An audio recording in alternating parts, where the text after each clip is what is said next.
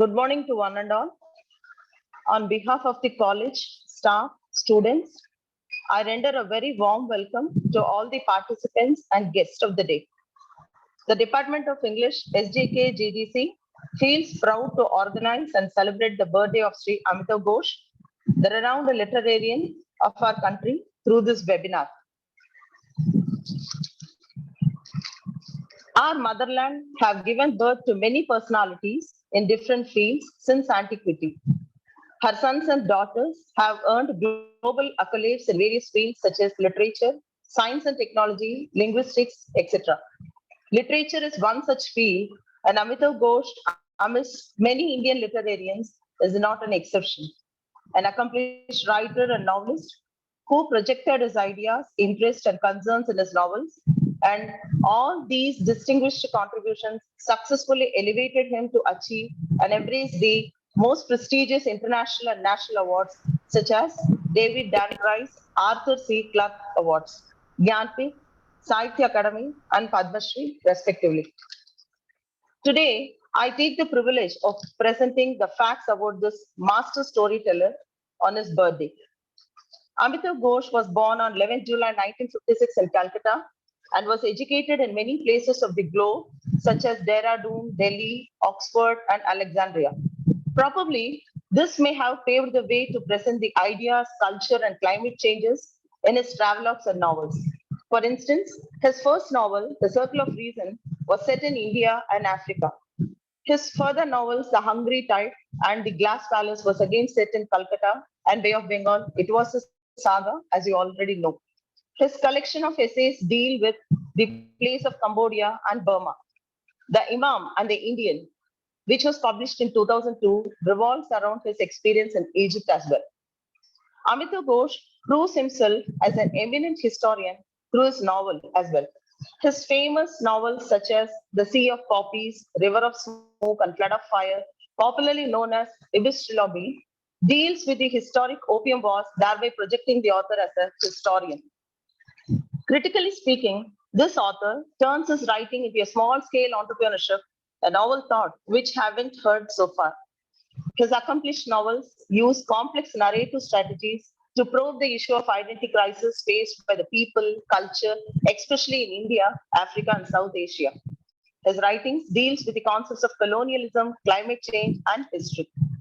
I hope this bird's eye view of my presentation of the author shall be even more magnified and enlarged the deeper perspectives by all the participants of the day through this event, thereby celebrating and enjoying Amitav Ghosh's 66 years of Nathan, a meaningful one. I once again cordially invite all the guests and participants to make this dream come true. Thank you.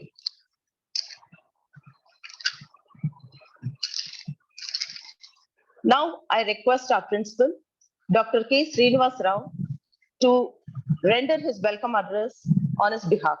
Please, sir. Yes, madam. Am I audible? Madam?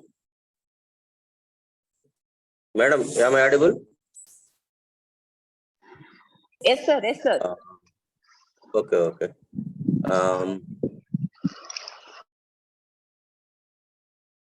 Good morning, one and all. I am Principal Dr. K. Srinivas Rao, Government Degree College, Vinikonda. I would like to invite all the participants to today's webinar, that is writings of Amitav Ghosh. Particularly, I would like to, first of all, I would like to congratulate our Department of English, Government Degree College, Vinikonda. In particular, Srimati Vasanthi Nandakumar, head of the Department of English of our college, for arranging this type of webinars.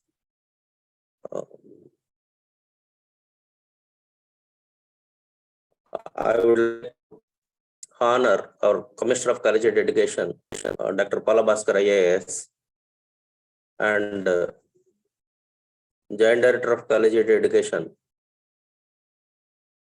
David Kumar Swami, Dr. David Kumar Swami, and our Academic Guidance Officer, Dr. Tulsi, for their cooperation for arranging this type of webinars to inculcate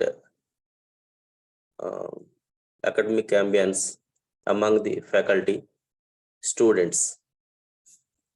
I welcome all the guests for this webinar, particularly Chairman Dr. N. Sharmila Rani, lecturer in English, KRK Government Degree College, Addanki,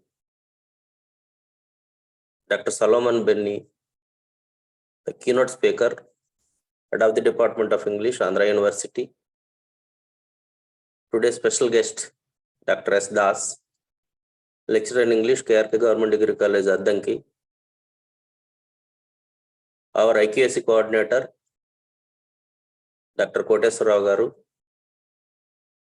Our technical expert, Fanendra. I welcome all our faculty and faculty from other colleges who are logged in this webinar, and our students, all the participants. I welcome one and all. I wish the webinar will be grand success. The presentations and the deliberations will go on smooth manner and successful manner. Once again, I welcome all the participants. I congratulate Department of Commerce, Department of English for arranging this.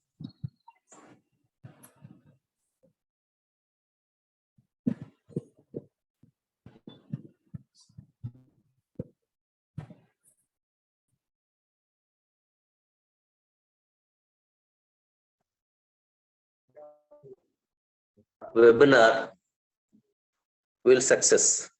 Thank you one and all. Thanks to Department of English. Thank you, madam. Thank you so much, sir, for your welcome address and welcoming all the stakeholders to this webinar and for your best wishes to all. Thank you so much, sir.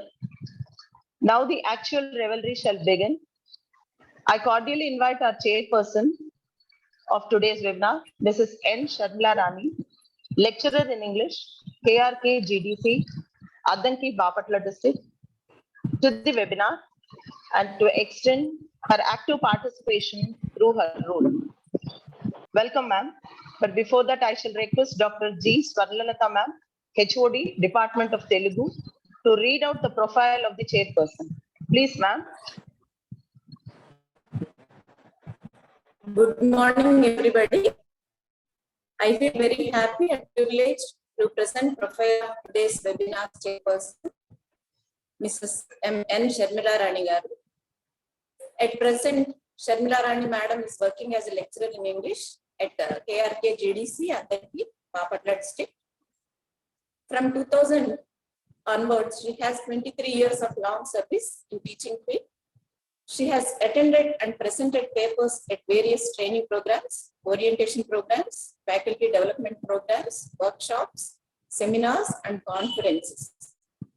She has translated a book from Telugu to English on success management under the title Success 2020 for VNS publications in the year 2013.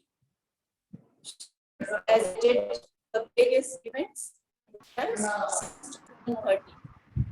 She has the membership of English Language Association since 2013. She acted as resource person at EATC Hyderabad in 2018 and delivered paragraph writing, expansion and enrichment. She has numerous publications in international and national journals on her behalf. She has published a paper, Strategic Silence at Workplace, in International Journal of Research in Social Sciences. She has an international publication in IMRF International Research Journal on Missing Girl Child, a Cause of Concern. She has published the poems Musings of the Heart in the International Journal of Subaltern Speak, International Journal of Post-Colonial Studies, Subaltern Speak. She has published a paper on theme of hunger in Bhattacharya's So Many Hungers and He Who Rides a Tiger in the International Journal of English Language, Literature and Humanities. She has published poems in the Global Muse, Poetry Across Nations. Currently, she has published paper on assertion of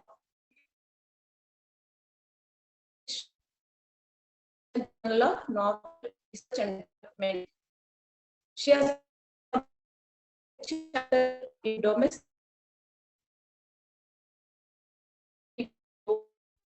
presentation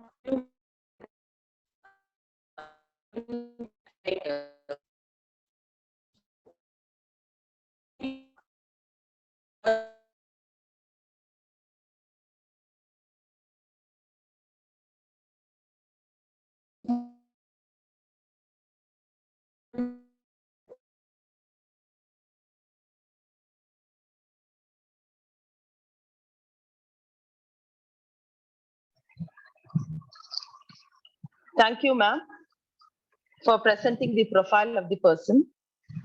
Now, I request the chairperson of the webinar, Mrs. Sharmila Rani ma'am, to present her speech on the author.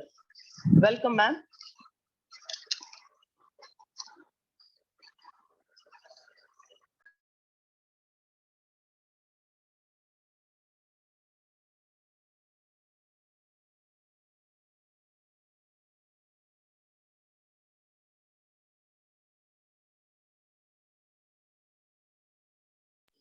Ma'am, just a minute. We have some network issues. I'll join shortly, ma'am. Okay, ma'am. Just give me 5 minutes, ma'am.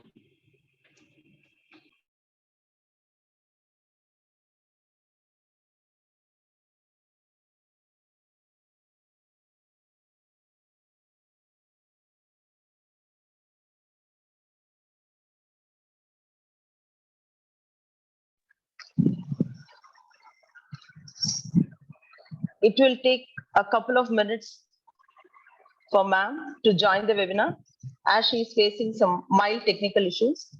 We need your patience in this regard. Thank you.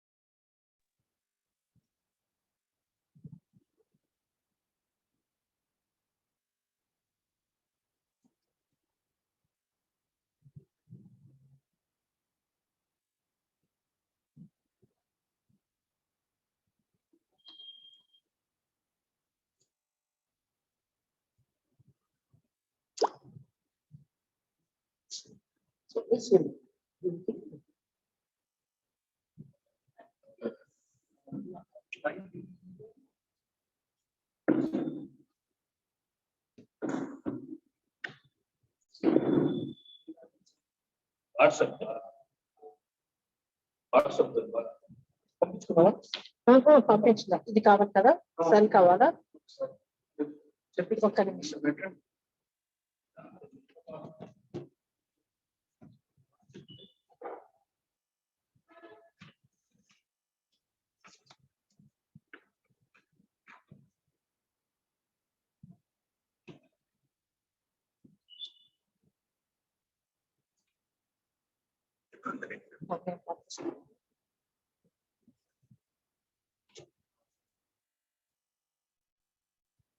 Madam, you are audible. You can speak.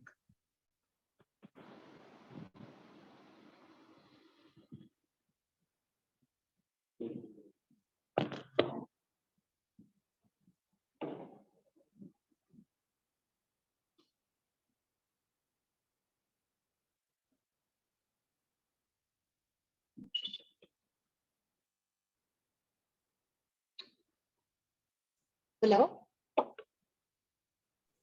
Madam, you are audible. just a minute, sir.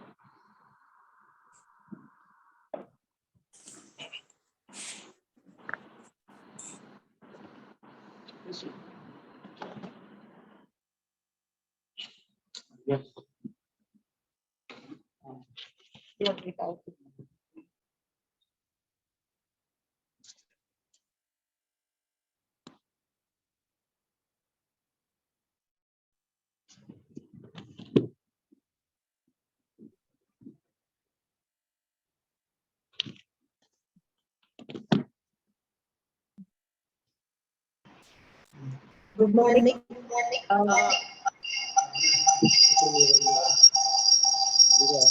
Madam మీరు 2 డివైస్లు connect అయితే అట్లా resound వచ్చింది. ఒక device నుంచే connect అవ్వాలి. 2 device లో connect అయిందంట.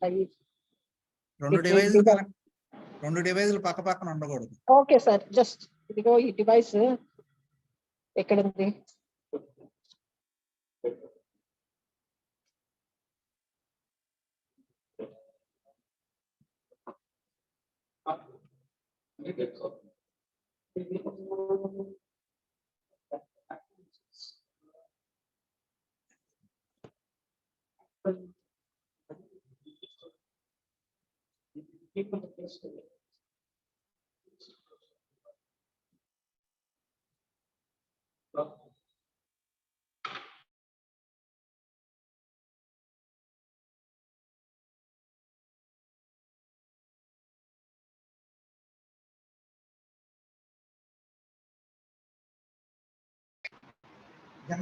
Is it okay now?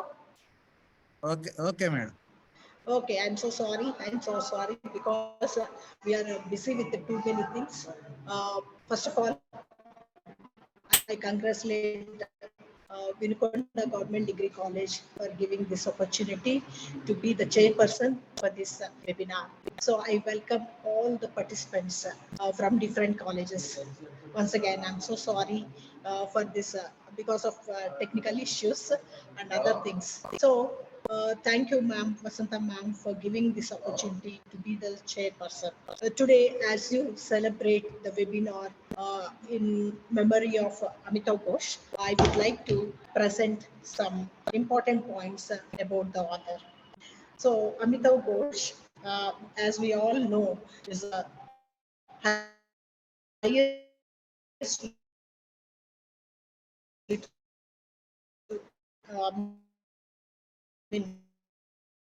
literary figure, and Madam, I think you have some network issues. yes, so ma'am, I'll present it later. Let us give opportunity for others, ma'am. Okay, madam. Okay, please. Okay, ma'am. Meanwhile, I'll proceed on with the other participants.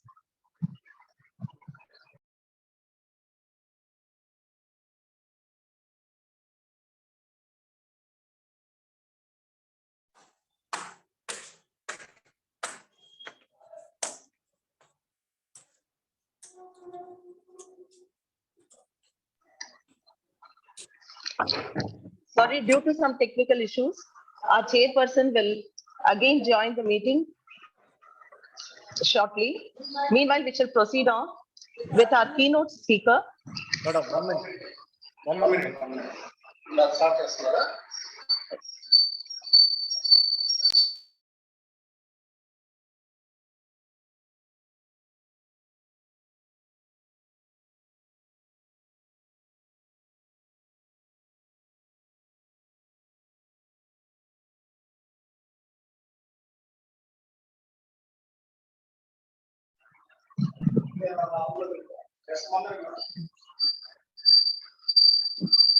Due to some unavoidable circumstances, our keynote speaker, Dr. N. Solomon Benny sir, was unable to participate in the webinar, but he has presented his entire speech and inputs to all the scholars who are participating in this webinar through his scholar, Ms. Anagadatta ma'am.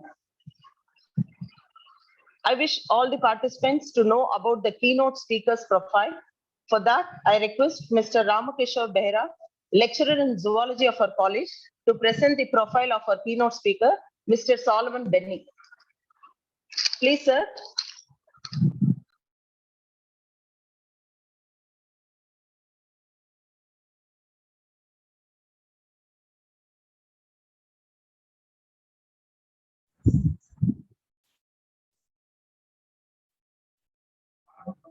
Good morning to you all.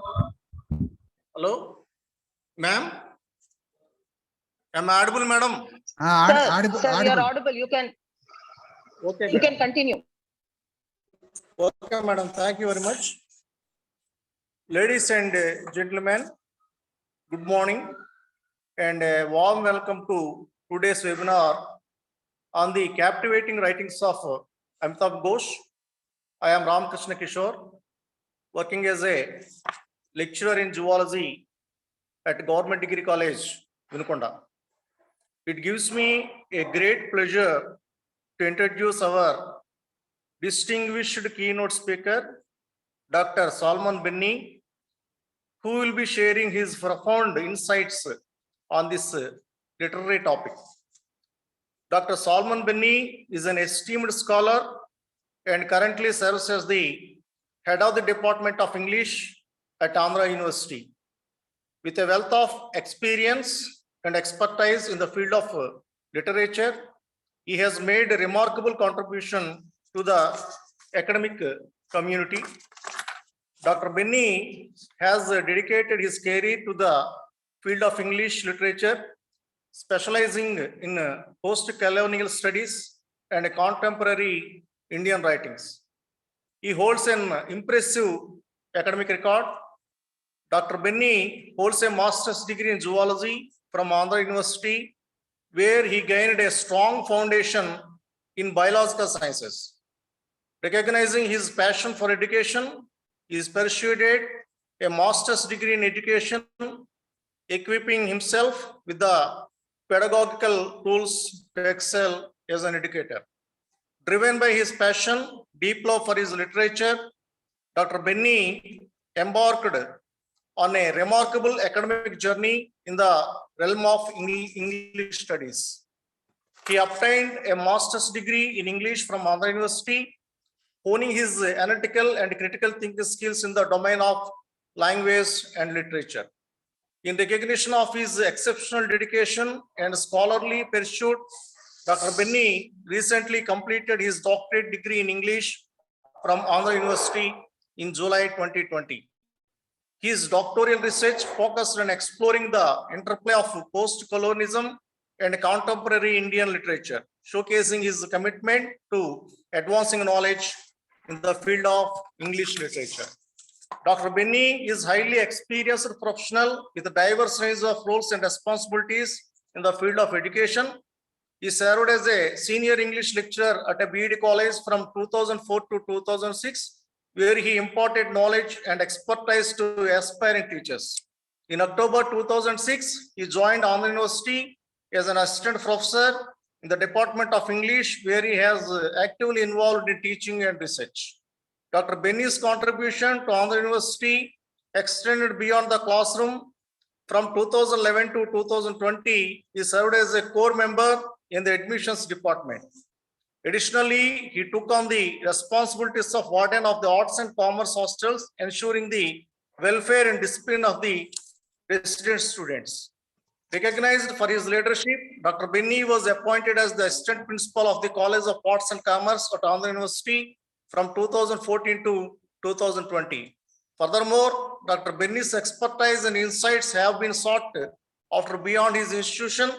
He served as a subject expert for the various universities, providing his valuable inputs and guidance in matters related to curriculum development and evaluation. In addition, his involvement as a university level NAC member demonstrates his commitment to maintaining and enhancing education standards. Overall, Dr. Benny's expertise, experience as an educator, administrator, and subject expert highlights his unwavering dedication to the field of education. I encourage all of you to actively engage with Dr. Benny's during this webinar, as his unique academic background and profound insights enrich our exploration of Amitav Ghosh's writings. Now, without any further delay, please join me in extending a warm virtual welcome to our esteemed keynote speaker, Dr. Salman Bali. Welcome, sir. Thank you, madam. Hello. Thank you very much, sir, for your detailed and deliberate presentation of our keynote speaker's profile. Thank you so much, sir. Now, Okay, I request Ms. Anagdatta ma'am to present the entire speech of our keynote speaker on his behalf. Please, ma'am.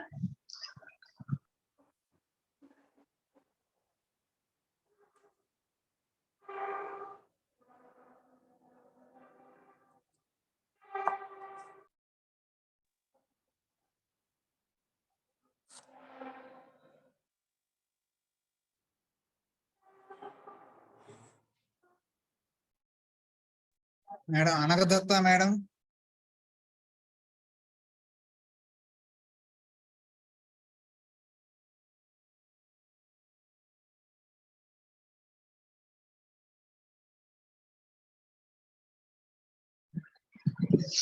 Ms. Anagdatta ma'am. Yes, ma'am. I hope I'm audible, ma'am. Please. Yes, ma'am. Yes, Yes. you may continue, ma'am. Thank you so much. Thank You you, may ma'am. proceed. Thank you. Good morning to one and all present here. I am doing the presentation on behalf of my research supervisor, N. Solomon Penny, sir. I mean, due to unavoidable circumstances, he had to attend some important meeting in the university. So he has endorsed me with the responsibility of doing the keynote speaker as a keynote speaker here in this presentation. First of all, let me congratulate Vinikunda Government Degree College for organizing such a lovely virtual meeting on the eve of Amitav Ghosh's birthday. Okay, I shall proceed with the Thank you, keynote. ma'am. Thank you. I shall proceed now. Amitav Ghosh is one of the greatest novelists of Indian English literature of modern times.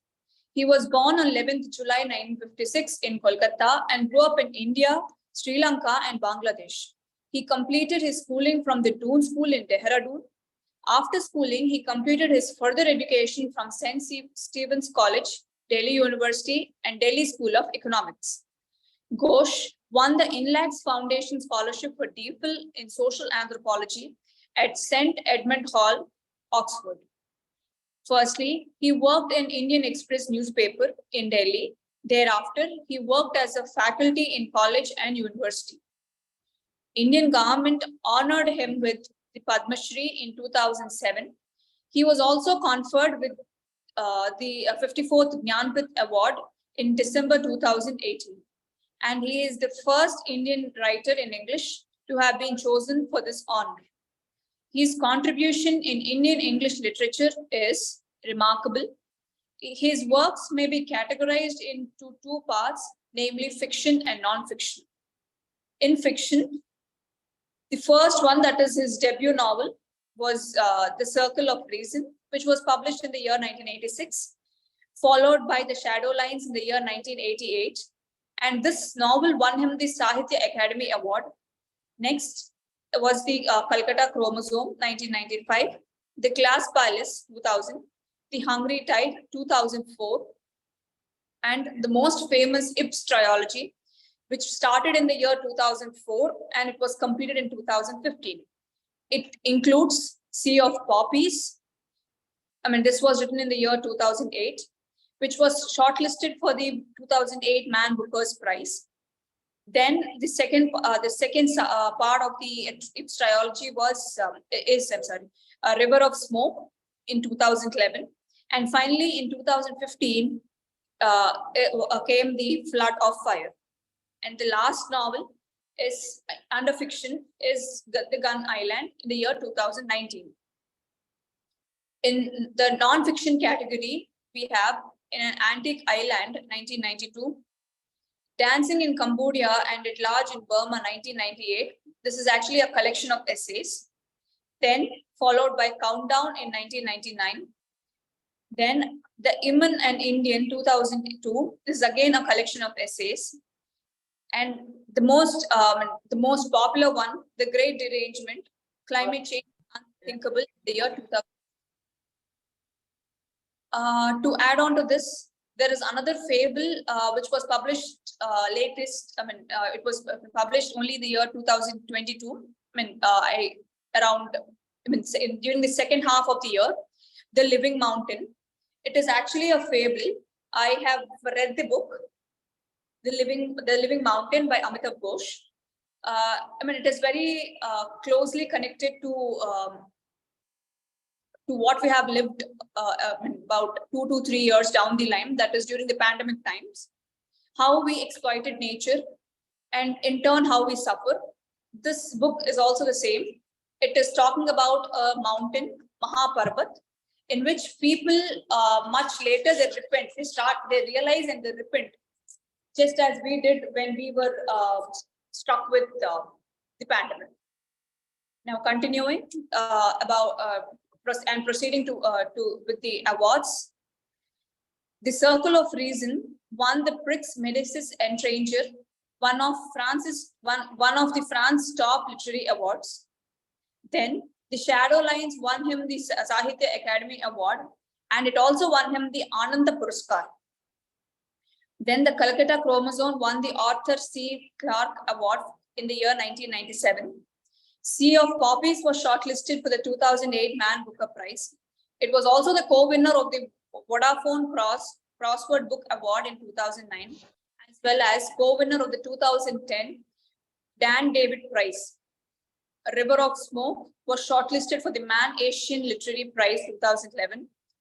The Government of India awarded him the Civilian Award of Padma Shri in the year 2007.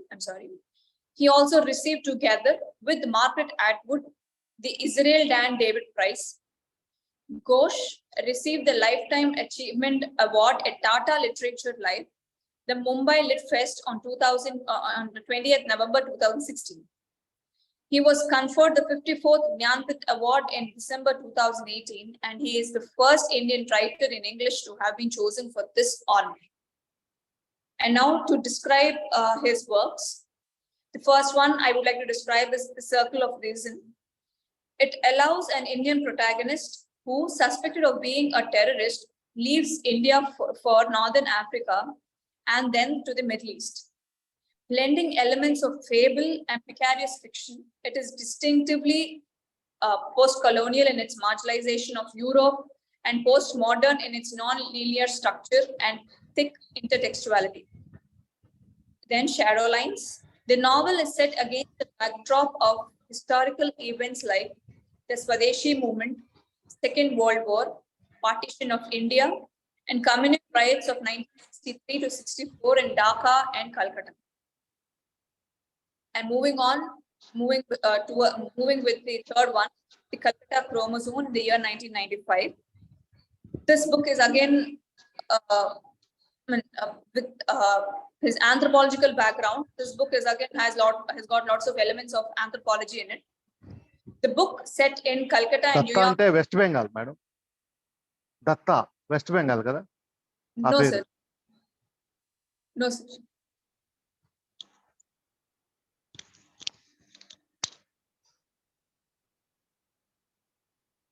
Oh, I shall continue. The Calcutta Chromosome in the year 1995. The book set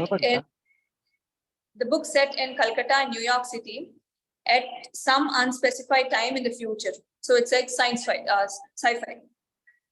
The book is loosely based on life and times of Sir Ronald Ross, the Nobel Prize winning scientist who achieved a breakthrough in malaria research in 1898. And then I would go on. I would proceed with The Glass Palace, which was published in the year 2000. It is a historical novel. The novel is set in Burma, Bengal, when I say Bengal, it is in India, and Malaya. Spans a century from the Third Anglo-Burmese War and the consequent fall of the Konbong dynasty in Mandalay through the Second World War to the late 20th century. Through the stories of a small number of privileged families, it illuminates the struggle that have shaped Burma, India, and Malaya into the places they are today. It explores the various facets of colonial period, including the economic fall of Burma, the rise of timber and rubber plantations, the moral dilemmas faced by Indians in the British Indian Army, and the devastating effects of World War II. Then, going on with the Gun Island in 2019, this deals with the climate change and human migration.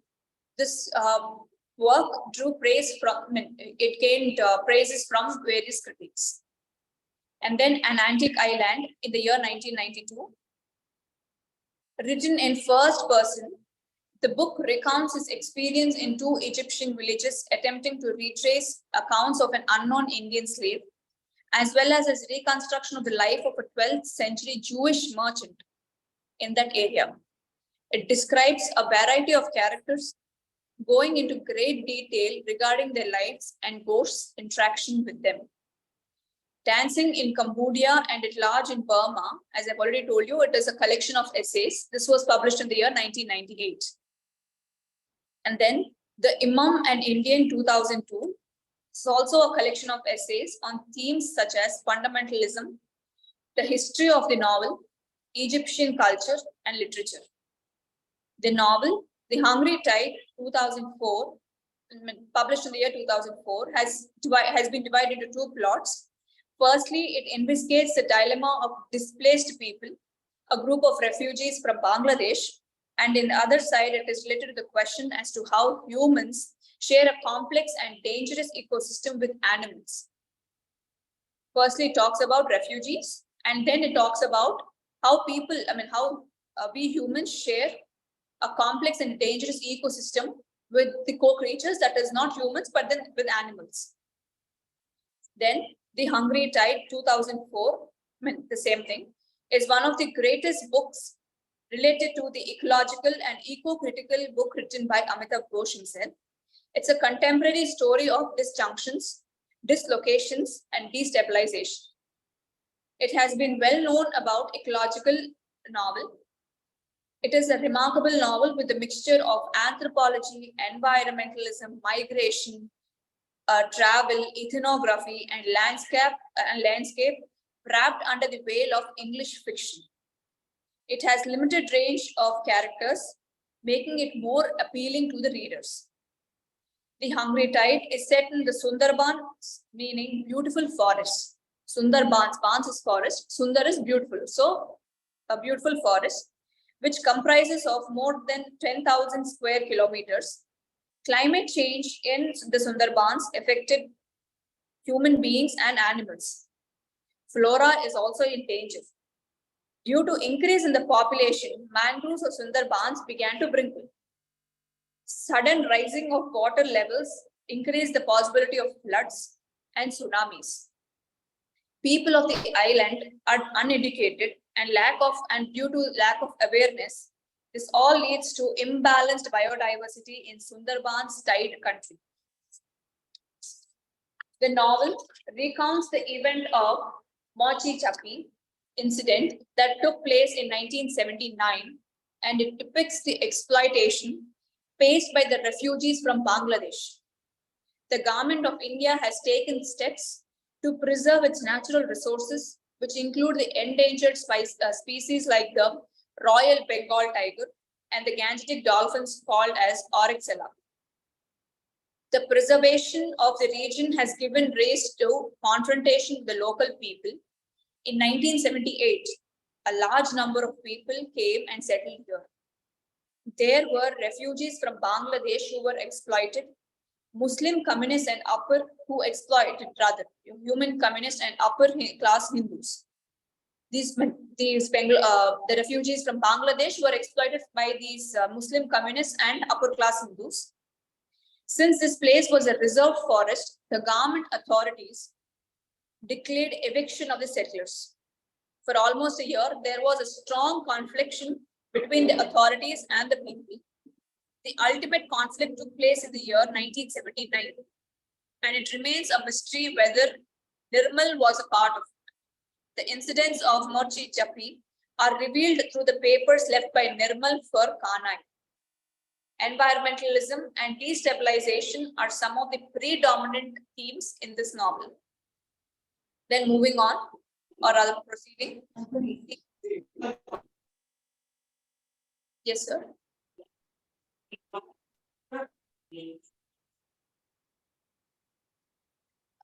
Proceeding. The Nutmeg's Curse, Parables for a Climate in Crisis. Released in the year 2021, the book takes forward concerns about the relationship between literature, history, ecology, colonialism, migration, and climate change.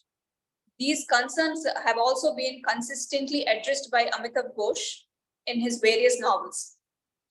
Through a rich cultural and literary history of colonialism in the Southeast Asian islands of Banda and settler colonialism in North America, Ghosh assembles a rich and layered context for the reader to make sense of the ecological crisis of climate change in the present.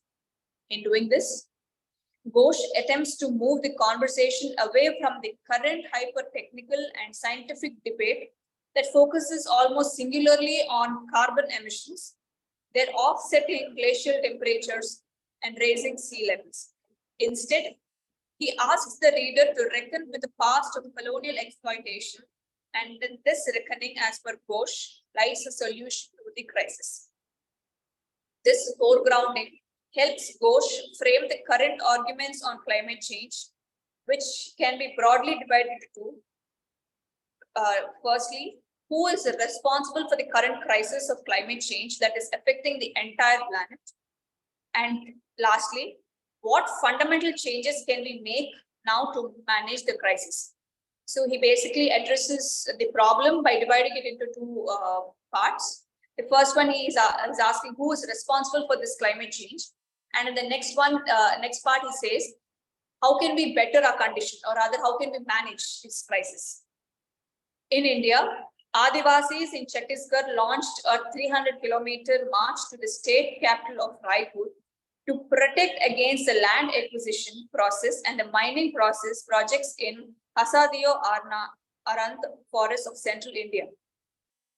The Union Ministry of Environment, Forest and Climate Change proposed amendments to the Forest Conservation Act 1918 that would ease diversion of forest land and offer exemptions to certain developmental activities from governmental clearance, even as state governments warned of an impending electricity crisis if coal stocks are not urgently replenished. Ghosh's skill as a fiction writer and his academic training as an anthropologist set the tone in the novel, where he pieces together an account of what may have happened on the island of Banda when the Dutch colonizing forces set up the camps. Using the nutmeg as matter and metaphor, are spice weighed for by the Dutch and much of the Western world. But native only to Banda, Ghosh begins to tell the story of the genocide by the Dutch on the Banda Islands and the terraforming of erstwhile pristine land and water, which sets the stage for the rest of the book. Okay. There are few specialities of novels written by Amitav Ghosh. The first one is Opium Trade. The book, these are features seen in his novels, in a few of his novels. Firstly, it is the Opium Trade. The book is a halfway point in Ghosh's set of three, which is his Annals of the Opium Wars, the 19th century battle between the British Empire and the Qing dynasty over the eventual fate of exchange of China. It is abstract of happenings and interests which are woven together as a novel in its own particular right. However, it pursues a long introduction to what one can just expect will be the episode of war in the third book that is yet to be distributed. The making of the realm that started on such a vast scale from the 18th century until the point that the center of the 20th century ran conjointly with the advancement and support of exchange, business, and industry by the domain manufacturers. A portion of the exchange and industry that created over the span of realm building ended up being great. However, some were most certainly not. The two of the most lucrative exchanges which thrived in that period were the slave exchange and the opium exchange. In both these, the realm of manufacturers were adeptly helped by the general populations. They had been kept by the thumb. And next specialty is the accumulation of cultural material. In spite of the fact that a verifiable novel is never intended to be deductive, it would, in light of its tendency and extension, instruct the pursuer some history and also clear him or her alongside an unfurling account. Barely any recorded writers do this, and also Amitav Ghosh, who contributes his tremendous learning at the administration of his forces as an extraordinary storyteller.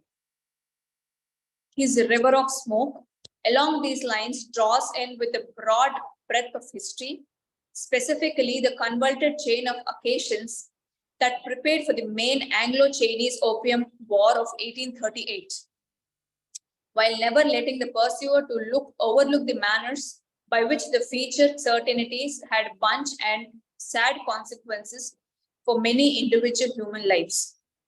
After a clamorous opening in Mauritius, the greater part of the novel is set in Canton.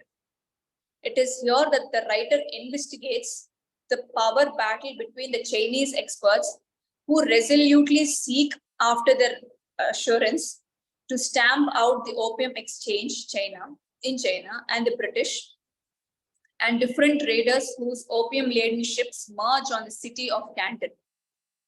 By focusing on the pessimistic quest for self-enthusiasm by the British, who make tremendous benefits out of medication trafficking, the writer puts the novel soundly in the counter-frontier convention. Be that as it may, Ghosh is excessively savvy as an author, making it impossible to get on his ethical, lofty self-esteem. His novel isn't an irate tirade against sedate trafficking or against the lip services of the colonizers. However, it is a portrayal of an all-encompassing history, rich in period detail and inhabited with conceivable characters. The sheer gathering of material does on a few events in River of Smoke seem to blast the creases of anecdotal shape. The storyline can get lost in the midst of the mind-blogging interest and foregrounding on its specific circumstance. In the Sea of Poppies, the weight of novel's past world was counterpointed by a few diligent and centering storylines. A Raja, vulgarized as a typical body, a dark American mariner going as a white, etc. Baharam's story in River of Smoke doesn't demonstrate a similar dynamism, albeit a few strands of plot left finished from this main book are gotten. The Raja, for instance, got away while in camouflage looks for some kind of employment as Baharam's munshis or Baharam's secretary, yet these strands never entirely replicate the verb of their first appearance. And another striking feature of Amitav Ghosh's writing is geopolitics. Geopolitics alludes to the way a nation's size, positions, and so forth impact its energy and its associations with different nations.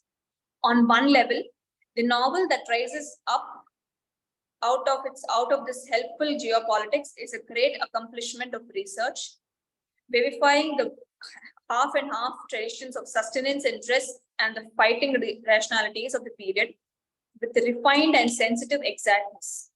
On the other, it is a divisive demonstration of compassion, seeing an entire display of world history from the misleading and peripheral purpose of the verifiable point of view.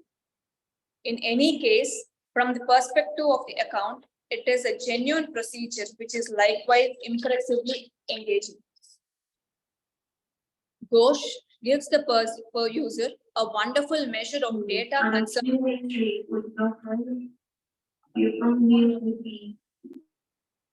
I'm sorry, no?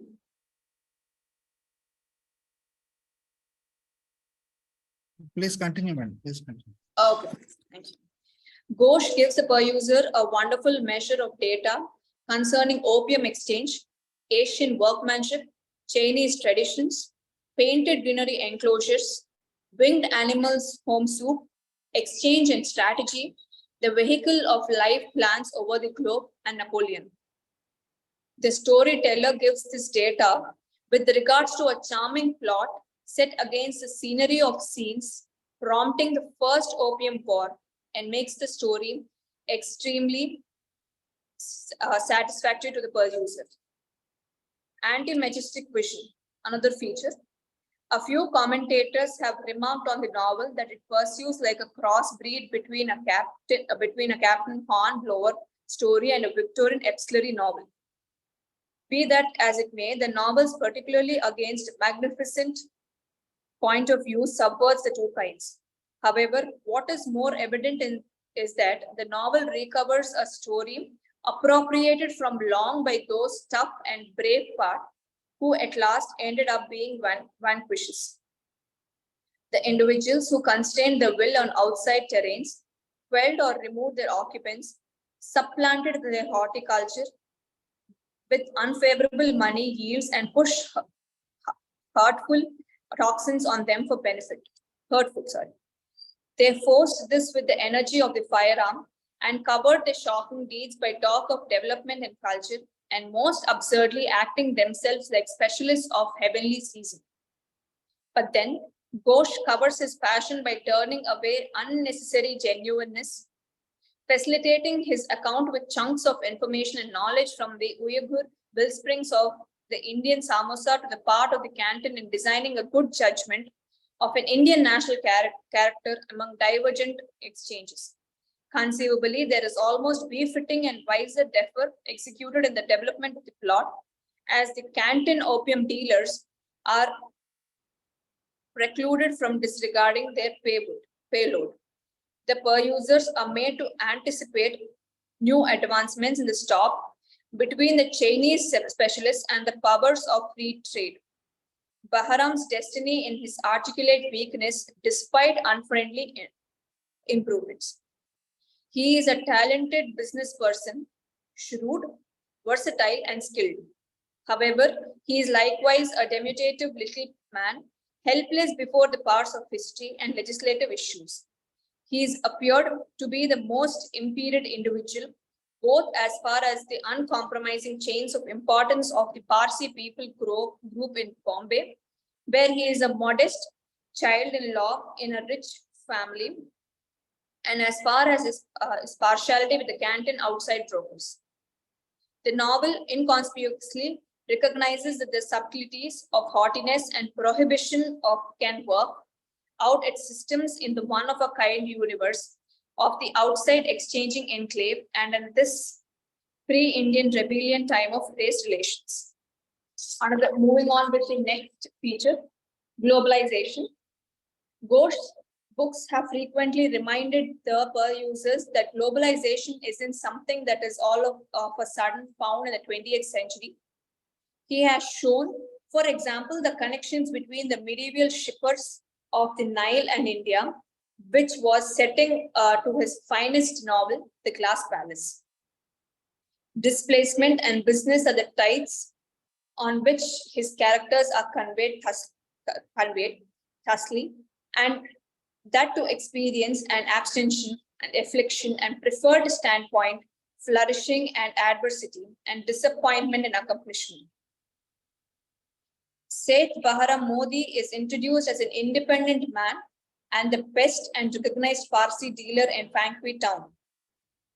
Bahram's ship, the Anahita, is worked in Bombay by Parsi shipbuilders which Ghosh lets us know is a glistening executive 3 A's that rivals the swiftest American and British assembled opium transporters.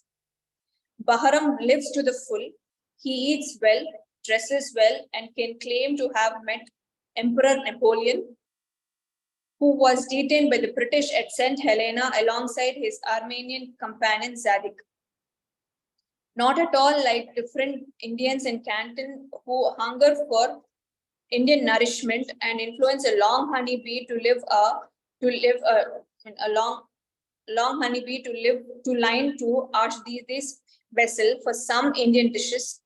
Barry Modi and the Westerners call him, appear to appreciate all the neighborhood indulgences, including sugar stick sweetened caterpillars. The orientation of a historian and a novelist. The contentions in the above pages show that a writer's connection to the past is completely not the same as that of a historian's. Crafted by a student of history can initiate just with an idea of a recoverable past from the basic reason that an antiquarian fundamentally has an awareness of others' expectations to his past. In any case, an author sees this past through the eyes of his characters, since his obligation is to the characters he has made. The assignment before a writer is to produce their experience as reliably as would be prudent. The suggestion is that the creator disregards certain sorts of verifiable material. For example, the creator would barely give careful consideration to mainstream slants in cotton costs over a period, say 100 years. Nonetheless, he has obviously to pay an investigation to sudden vacillations in cost, and furthermore, he needs to attempt to make an evaluation of the way his characters would conceivably react to them.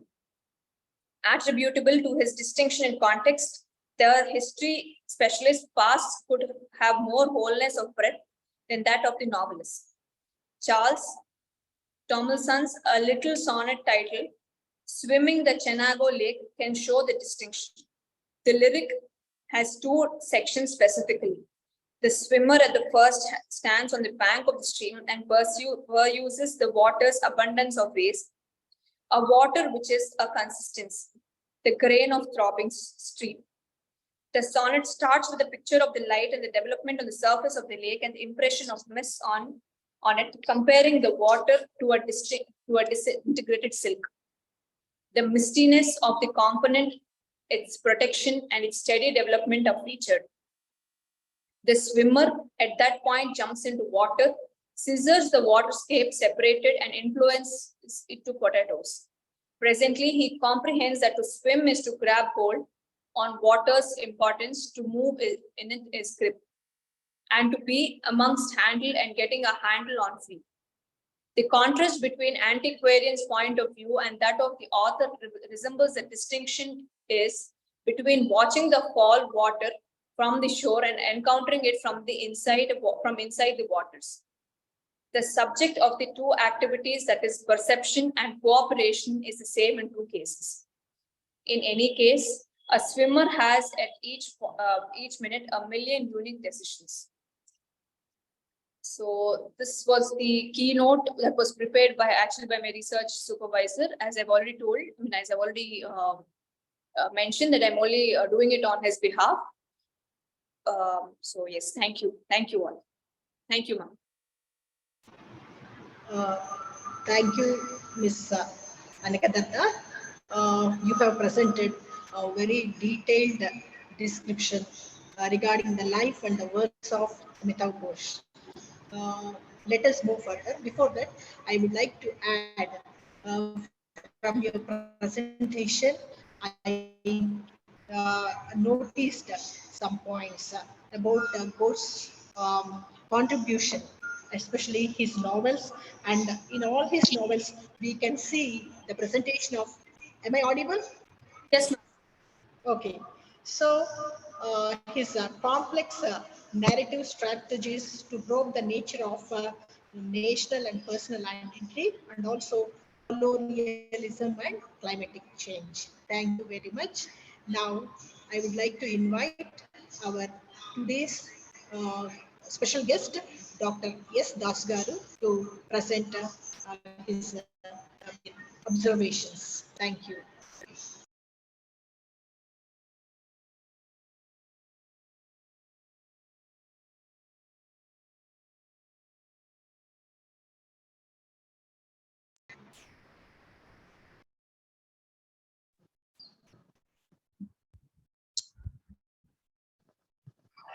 Good morning, Sir. all of you. Hearty welcome to you, sir. Thank you, ma'am. Thank you. I'm very happy to share a few moments. Sir, I would like to present the profile of you in hours this of- webinar, sir. I shall take few minutes of your time to present the profile, sir. Please let me present the profile Okay. in this webinar, sir, and later on we shall continue. Okay. Okay. Thank you, sir. Dr. S. Das is currently working as lecturer in English at KRK GDC at Danki, and he has been pursuing his career since 1990 and has worked as the head of the department in the year 2009 and as a dean of student affairs in 2011. He acquired his doctorate in 2020. He worked as an associate professor at Andhra University, Vizag in the year 21-22. Sir has organized 2 UGC national seminars and played crucial role as an IGRACY coordinator twice. He has 16 publications to his credit and have attended 30 seminars and presented 15 seminar papers. Hearty welcome to you, sir, to this webinar, and I request you to speak a few words on your behalf about the author and the event, sir. Thank you. Welcome, sir. Thank you, Vasanthi ma'am. Thank you. It's very happy to share a few moments with other lovers of Amitav Ghosh. We all are, on behalf of us, I want to say happy birthday to Amitav Ghosh. And at the outset, I congratulate Anaga Datta. Anaga Datta, are you there? Anaga? Okay. Sir, Thank you sir? once again. The keynote speaker Anaga was there on the line. Anaga Datta. Just now, madam has presented her idea, sir, on behalf of Solomon sir, sir. Yeah, is there? She is online or not? Okay, it's okay. Just I would like to No, say sir. a few words about. Right. Okay. I would like to few lines on Amitav Ghosh, and I need not to explain everything of writings of Amitav Ghosh because I was a scholar on his works, and I was very clear. And I once again reminiscences the paradigms of Amitav Ghosh writings by the here I would like to say the outlines. What was Amitav Ghosh was presented through his literature, through his books, and the identities. There are 3 identities are there, particularly in the writings of Amitav Ghosh. 3 identities. Number 1, subaltern identity. Number 2, diasporic identity, and cultural identity. All works of Amitav Ghosh, reflects these 3 identities. Of course, Calcutta Chromosome is a science fiction, as well as Glass Palace is the Burma political, and as well as we know well the problems of the Sundarabans ecofeminism, and as well as the woman identity was there in the shadow lines. Are you hearing me? Yes, sir. Yes, sir. Right. Yes, sir. Yeah. These are the general paradigms. Of course, we are unable to, we are not in a position, or we have no capacity to estimate the great author, the great novelist, fiction writer, Amitav Ghosh. But I will try to dare to speak on three ideas, three paradigms of Amitav Ghosh. One is diasporic identity, subaltern identity, and cultural identity. Here I would like to mention here identity. What was identity in his sense? Identity has emerged as one of the major cause of concern for the human community at all levels. It is cultivation of cultural, ideological, and psychological and sociological aspects, all in his writings. When we go through very particularly, we can see number of ideas, of course, diasporic, even though diasporic aspects are there, but as we know that he was a diasporic writer, but he never left the Indian soil. He mentions a lot of issues related to Burma, Sri Lanka, and India, and opium wars between China and British.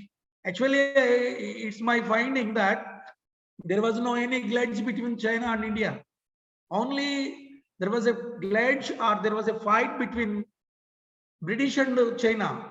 It was China attributed that the unnecessary issues to Indian continent. But all the works are very clear and mirrorized the landscape of India, even though he was a diasporic writer. So this is identity, or that I would like to mention first identity, a subaltern identity. What was the subaltern identity in his writings? Amitav Ghosh works strongly follow to the notion that the subaltern can speak. All his writings, of course, as so many people mentioned, so many authors, scholars, and critics mentioned that Amitav Ghosh has no right to say about the subaltern people. Amitav Ghosh himself given a statement that any people may know the problems and sufferings and pains of any people. Of course, they may be subalterns, they may be marginalized, they may be whatever may be. It should be focused to the society. Is a natural right of any fictional writer. So here Ghosh was strongly believed it, and he mentions all these things in his writing, in his all writings. Especially, of course, we don't find except in Sundarabans, there was no subaltern characters, but there was a subaltern pain was there. Sundarabans, except Sundarabans, of course, a trilogy, River of Smoke, Sea of Poppies, and River of Flood of Fire. These three are called as a trilogy. In connection to these three novels, the author Amitav Ghosh has released another fiction recently. All these are not we didn't find any subaltern characters in his writings. Only we find the pain of the subaltern. Double burden of course, double burden to the woman. We find, of course, this is Amitav Ghosh so strongly believed it, and he intentionally makes the subaltern characters take the focus, and especially on personal histories of these individuals. So that another point is, another identity from his writings was diasporic identity. Diasporic identity works of Ghosh emphasizes the diasporic familiarities on land, far from home. As we know that this is a diasporic idea, as we know that this is a diasporic sense, diasporic psychological feeling, familiarities which are related to the India, even though he was in abroad, and where they try to copy to the new settings and make themselves enrolled under nearest identity, and as well as his novels focus on the predicament of his characters forming diasporic identity.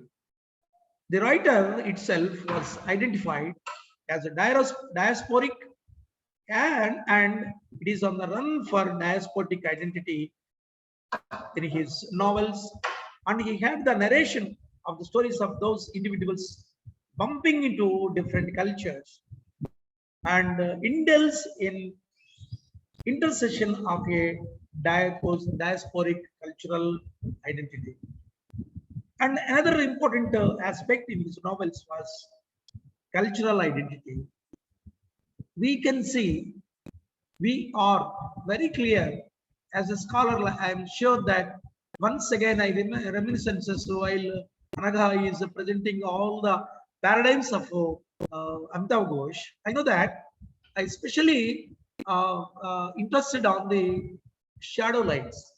Shadow lines, of course, it was a novel or fiction completely related to the Indian soil, Indian traditional people, Indian traditions, and Indian women, and how Indian woman was so strict, and how Indian woman has to give wonderful suggestions to his family members and sons and grandsons and granddaughters.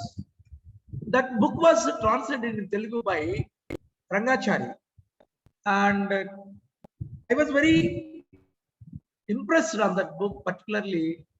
This is a eco woman aspects we can see. At the same time that the shadow lines,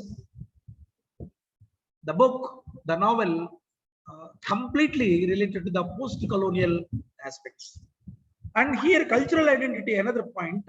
Finally, I would like to brief it. The word culture is a very massive, multi-faceted meanings. Culture, you know, well, the different cultures are there. As we know that we are experiencing that Indian people, Indian soil, it has its own different cultures, and it can define as the consistent system of valuing, judicious, and thoughtful communication that the enterprises a people's way of life. The basic fundamental of culture come from symbol, values, norms, language, and knowledge, facts and beliefs, and skills we find in all novels of Amitav Ghosh. And here I would like to come to the point. Culture as a strategy of a survival is both transnational and translational. Transnational and translational. It is transnational because contemporary post-colonial discourses are rooted in the subjects of specific histories of culture displacement of Amitav Ghosh writings. And before going to conclude my few words, I'm very happy to say a few words about the convener, Vasanti Garu, who made a phone call to me, and she is going to do on webinar on 11th of this month, today, that is on Amitav Ghosh, that today is a birthday of Amitav Ghosh. So I'm very sure that she is a competent and she is an she has a passion that she has to continue many more organizations of offline or online literary or seminars, etc., etc. Moreover, I thank she studied in Chennai. Musanti, Ma'am Musanti was studied in Chennai. Chennai is the and she qualified AP Set, and at the same time she qualified for the next what I mean to say, to get the to get the PhD in her future. Moreover, that she's a strong lady. What when I was make a call to her, uh, she was very confident on her webinar, and that she tries to get many more people, many more scholars to present papers. Thank you, ma'am, and thank you for giving this opportunity. Very few words. Thank you for giving this opportunity. Thank you. Thank you so much, sir. Thank you for your kind cooperation. And with cooperation like you, we are more to do such eminent webinars on such eminent personalities in Indian English literature in future. Thank you for your blessing, sir, and compliment. Thank you so much, sir.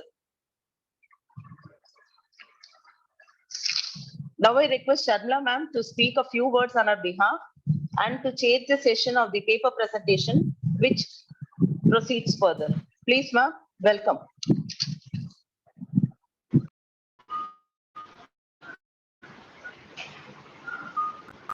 Thank you, ma'am. Before sharing the session,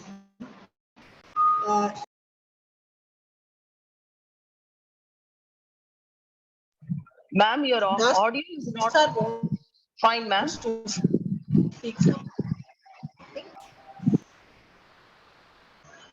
Hello, hello, hello, hello. Hello, ma'am. You are audible now. Please proceed on. Hello. Is it audible? Okay. Mr. Kishore, Dr. Kishore. Please. Are you listening to me?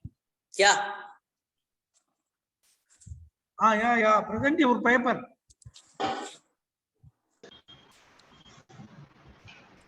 No problem. Carry on. Ma'am, please carry on, please. Thank you. So, sorry for the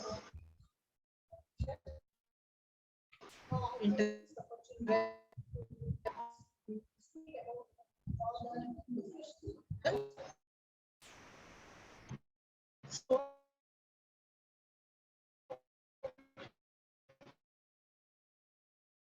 I take this opportunity to speak about. Ma'am, excuse me, ma'am. We couldn't hear you, ma'am. You are not audible. Please check your audio, ma'am. Please. And especially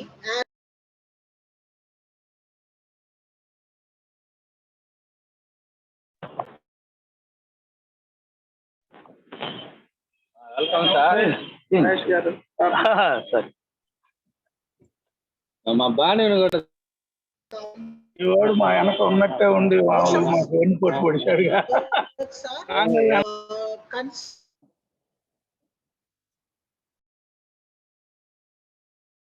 climate change and human migration. Is it okay now? Is it okay now? Okay, ma'am. Is it okay? Am I audible?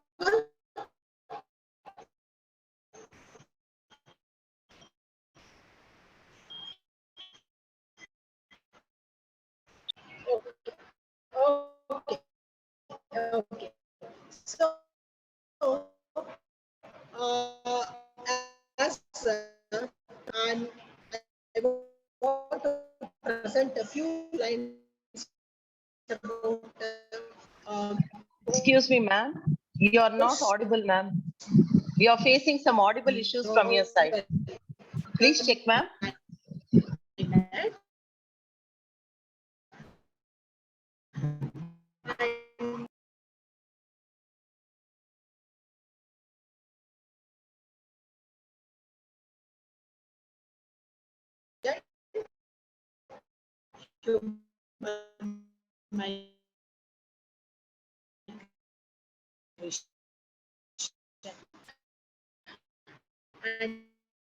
Is it audible?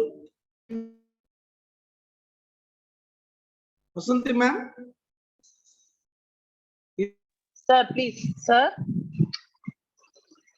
Are you listening Hello, to sir. me? Yes, sir.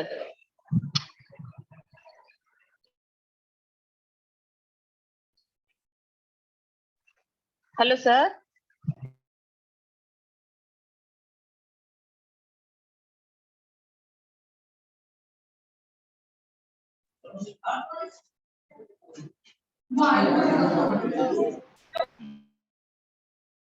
This novel creates a world of realistic fiction,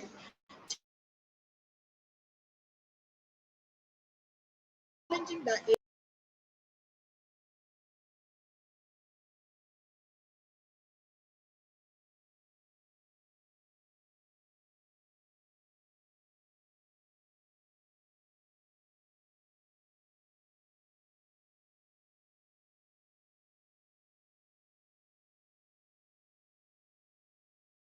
sir ఏమైనా చేశారా ఏమైనా sound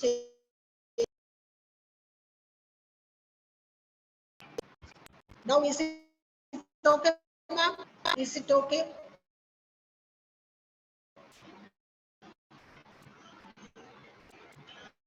madam మీ audio problem వస్తుంది madam. Dasu గారి దగ్గరే clarity ఉంది. ఆ phone ఏమైనా దగ్గర ఉందా మేడం? దాసు గారి phone. So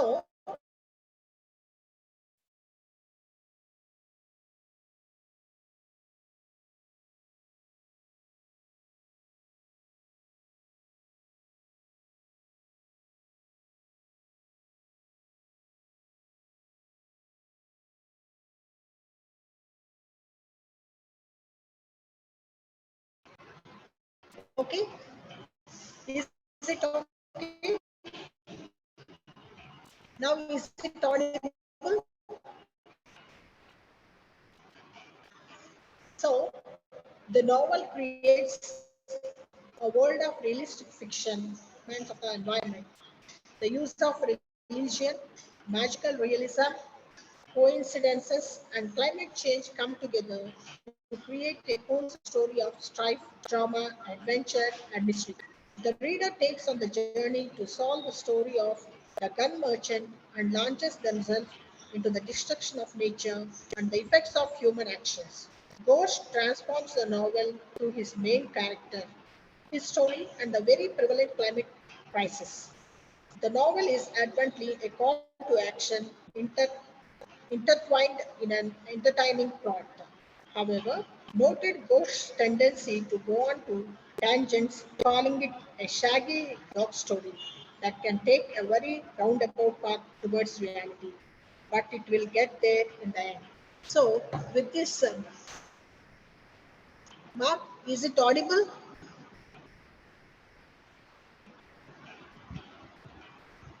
Uh, let us start the session. I invite the participants because I think we have some technical issues. I invite the participants to present their papers.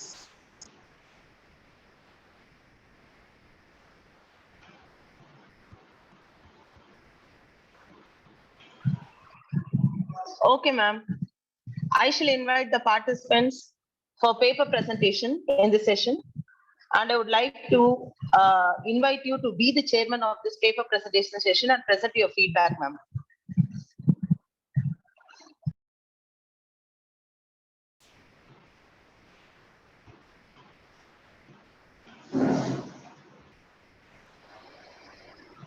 Now I request Dr. J. Kalpana, lecturer in English, Mova, Krishna district, to present a paper on Amitav Ghosh. Her topic for presentation is Amitav Ghosh Literary Vision, a journey through cultural identity, history, and global interconnection. Welcome, Kalpana ma'am, to present your paper.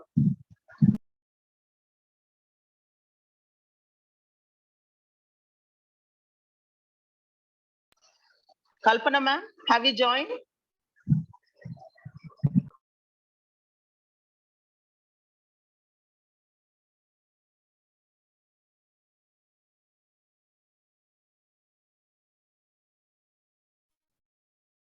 Kalpana madam మీరు audio connect అవ్వాలా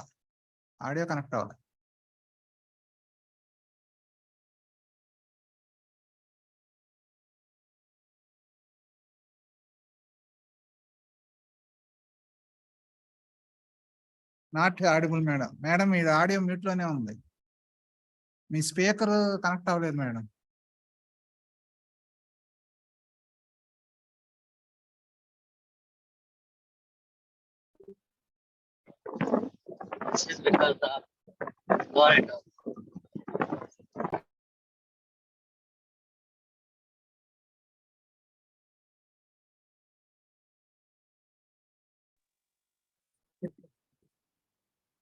Kalpana madam, please sort out your problem.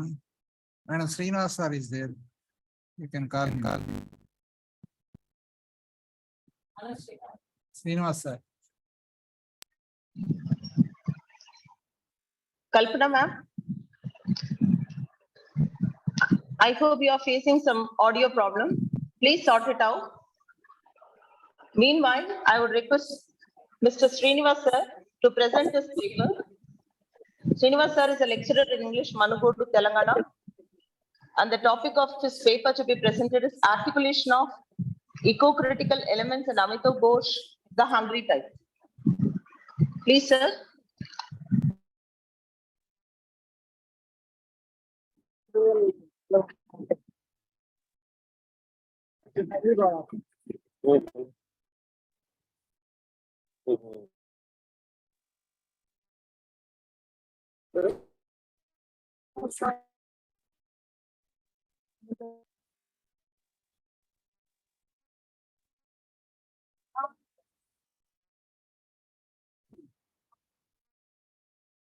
కదా ice క్రీమ్కి వెళ్ళాలంటే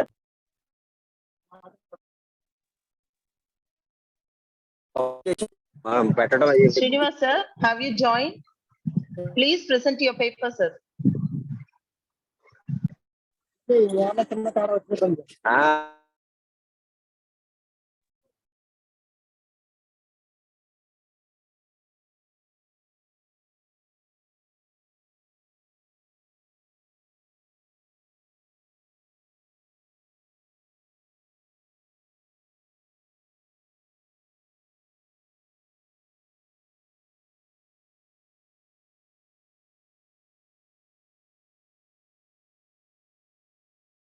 Excuse me, ma'am.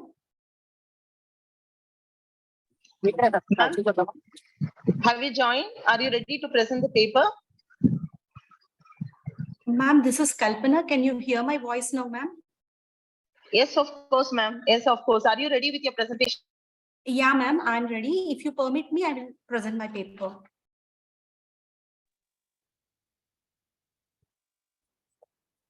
Okay, ma'am. Present your Okay. paper, ma'am. Okay, thank you, ma'am. Okay, this is Dr. J. Kalpana, lecturer in English, VSR GDC MOVA. And my paper is Amitav Ghosh's Literary Vision, a journey through cultural identity, history, and global interconnections. Amitav Ghosh is a highly acclaimed contemporary writer known for his thought-provoking novels, essays, and non-fiction work. His diverse cultural background and upbringing greatly influenced his writing, which often explores themes of identity, history, migration, and impact of globalization on societies. Through his works, he challenges conventional boundaries and offers a fresh perspective on the complex nature of human existence. Ghosh's writing is characterized by its meticulous research, detailed storytelling, and intricate narratives that intertwine personal stories with larger historical events. He seamlessly blends elements of history, myth, and folklore into his works, creating a rich and immersive reading experience. Ghosh's prose is often praised for its lyrical quality and vivid descriptions, which transport readers to different time periods and locations. This paper seeks to delve deeper into the nuances of Ghosh's literary vision, analyzing how he navigates these themes and their significance in his body of work. So let us see the first one, cultural identity in Ghosh's works. This has been discussed under two subheadings. One is multiple identities and hybridity, and the other one is globalization and diaspora. First one, multiple identities and hybridity. Amitav Ghosh's exploration of cultural identity goes beyond simple categorizations. He portrays characters with multifaceted identities, reflecting the complexity of contemporary societies.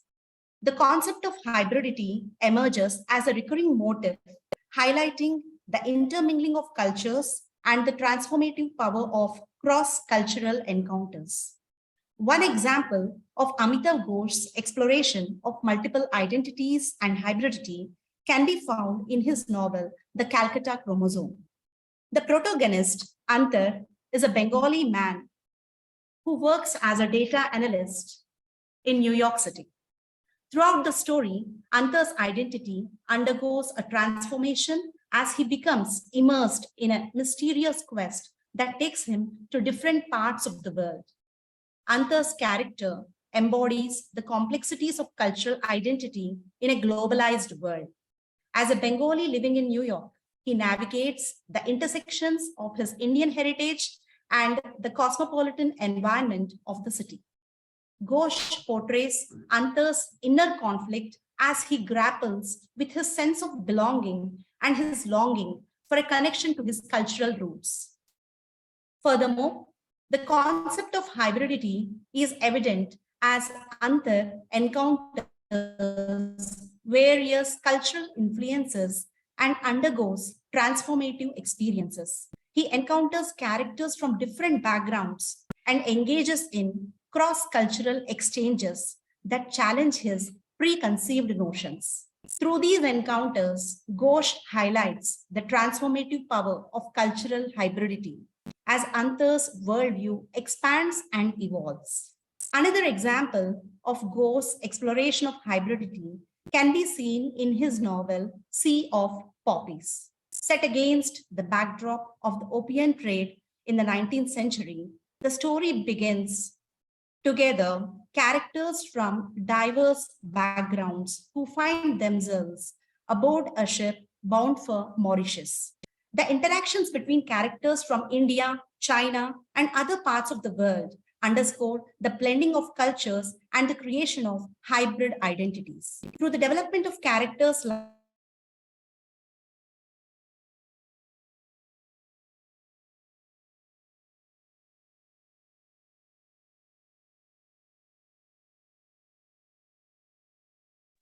Kalpana madam, I think you have some connection issue.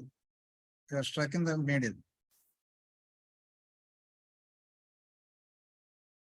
Kalpana madam.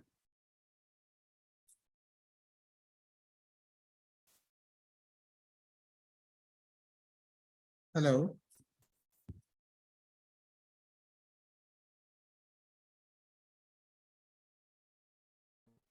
We'll wait for. Hello, ma'am. Ma'am, can you hear me, ma'am? Ma'am, can you hear me?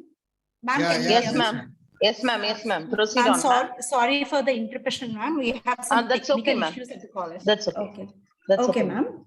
So through the development of characters like Diti, a village woman, and Jakari Raid, an American sailor, Ghosh portrays the intricate interplay between different cultural traditions, their experiences on the ship, and their encounters with each other challenge traditional notions of identity and highlight the ways in which cultural boundaries can be transcended. So in both these examples, Ghosh's exploration of multiple identities and hybridity demonstrates his ability to capture the complexities of contemporary societies.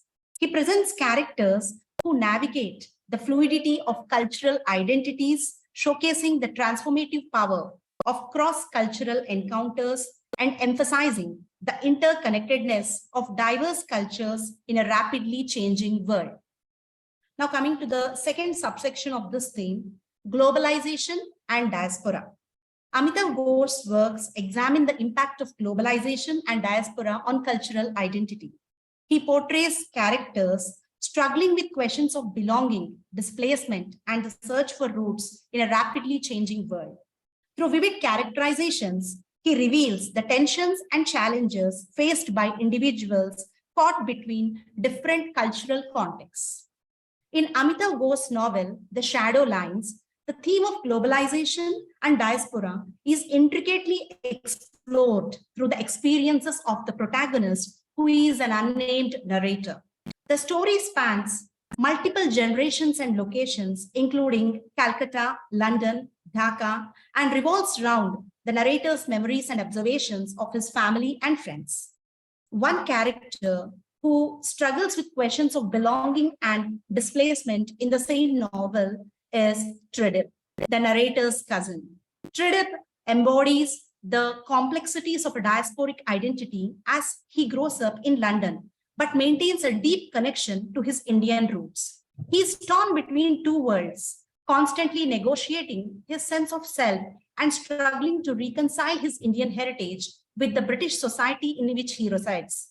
Tridip's character highlights the challenges faced by individuals caught between different cultural contexts, evoking a sense of longing for a place to call home. Additionally, the character of Ila, a childhood friend of the narrator, further exemplifies the impact of globalization and diaspora on cultural identity. Ila, who comes from a mixed race family with Indian and British heritage, embodies the complexities of cultural hybridity. She experiences a constant tension between her Indian and British identities, feeling neither fully accepted in India nor in the UK. Ila's character showcases the challenges faced by individuals in navigating their identities in a globalized world. Ghosh's vivid characterizations bring to life the tensions and challenges faced by individuals in the context of globalization and diaspora. By delving into the personal journeys of his characters, Ghosh illuminates the human struggle to find a sense of belonging and roots in a rapidly changing and interconnected world. Now coming to the second theme, history as a foundation. And again, I discussed this theme under two subheadings. One is the historical context and the other one is the weight of history. First one, the historical context. Amitav Ghosh seamlessly weaves historical events into his narratives by blurring the lines between fact and fiction. His meticulous research and attention to detail lend authenticity to his storytelling. By embedding his characters within specific historical periods, he invites readers to examine the impact of the past on the present. In the novel, Sea of Poppies, Ghosh skillfully incorporates historical events, specifically the opium trade in the 19th century, into his narrative. The story is set against the backdrop of British colonial rule in India and the opium industry's significant impact on various societies. Through extensive research and attention to detail, Ghosh brings to life the historical context and creates a vivid portrayal of the era. One example of Ghosh blurring the lines between fact and fiction is the character of Benjamin Burham, an American sailor and shipbuilder. Benjamin's character is inspired by the real-life figure of Frederick Tudor, an American entrepreneur who was involved in the global ice trade. Ghosh integrates Benjamin's story into the larger historical narrative, shedding light on the interconnectedness of global trade, and the exploitative practices of colonial powers. Another example can be found in the novel The Glass Palace, which explores the impact of British colonialism on Southeast Asia. The story spans several generations and is set against historical events such as the British invasion of Burma in the late 19th century and the subsequent fall of the Burmese monarchy. Ghosh meticulously researches the historic details, intricately weaving them into the lives of his characters to provide a nuanced understanding of the political, social, and cultural ramifications of colonialism. Through these examples, Ghosh demonstrates his ability to blend fact and fiction seamlessly. By embedding his characters within specific historical periods, he invites readers to critically examine the impact of the past on the present. Now let us see that subsection, the weight of history.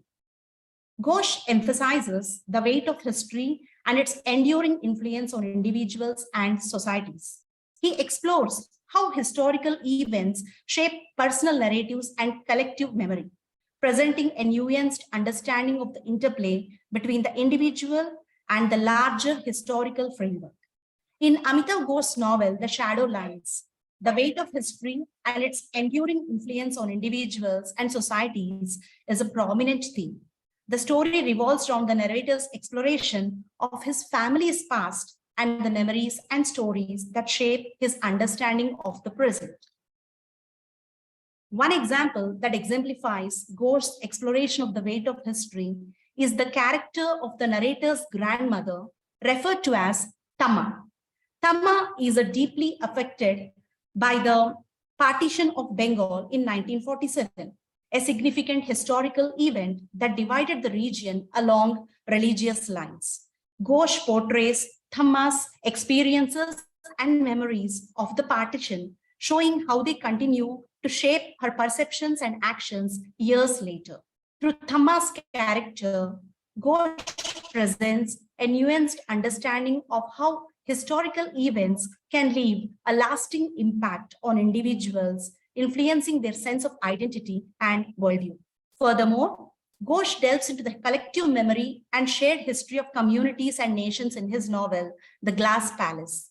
The story follows characters from Burma, now called as Myanmar, India, and Malaysia, spanning several generations and exploring the impact of British colonialism on these regions.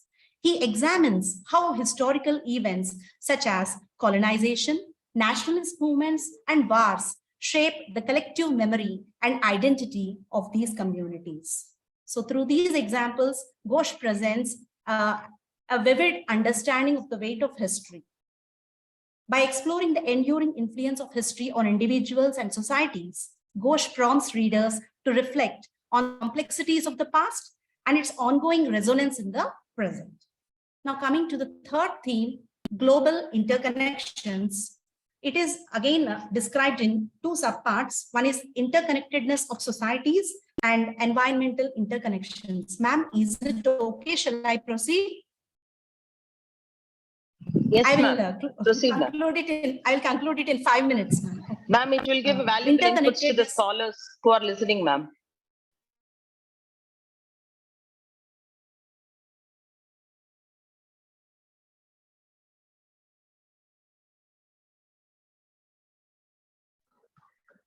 Hello, ma'am. You may proceed, ma'am.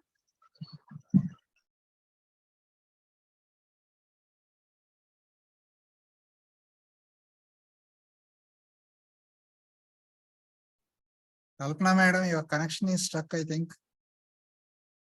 Your video is not visible. Your audio is also not audible. Hello, Kalpana madam.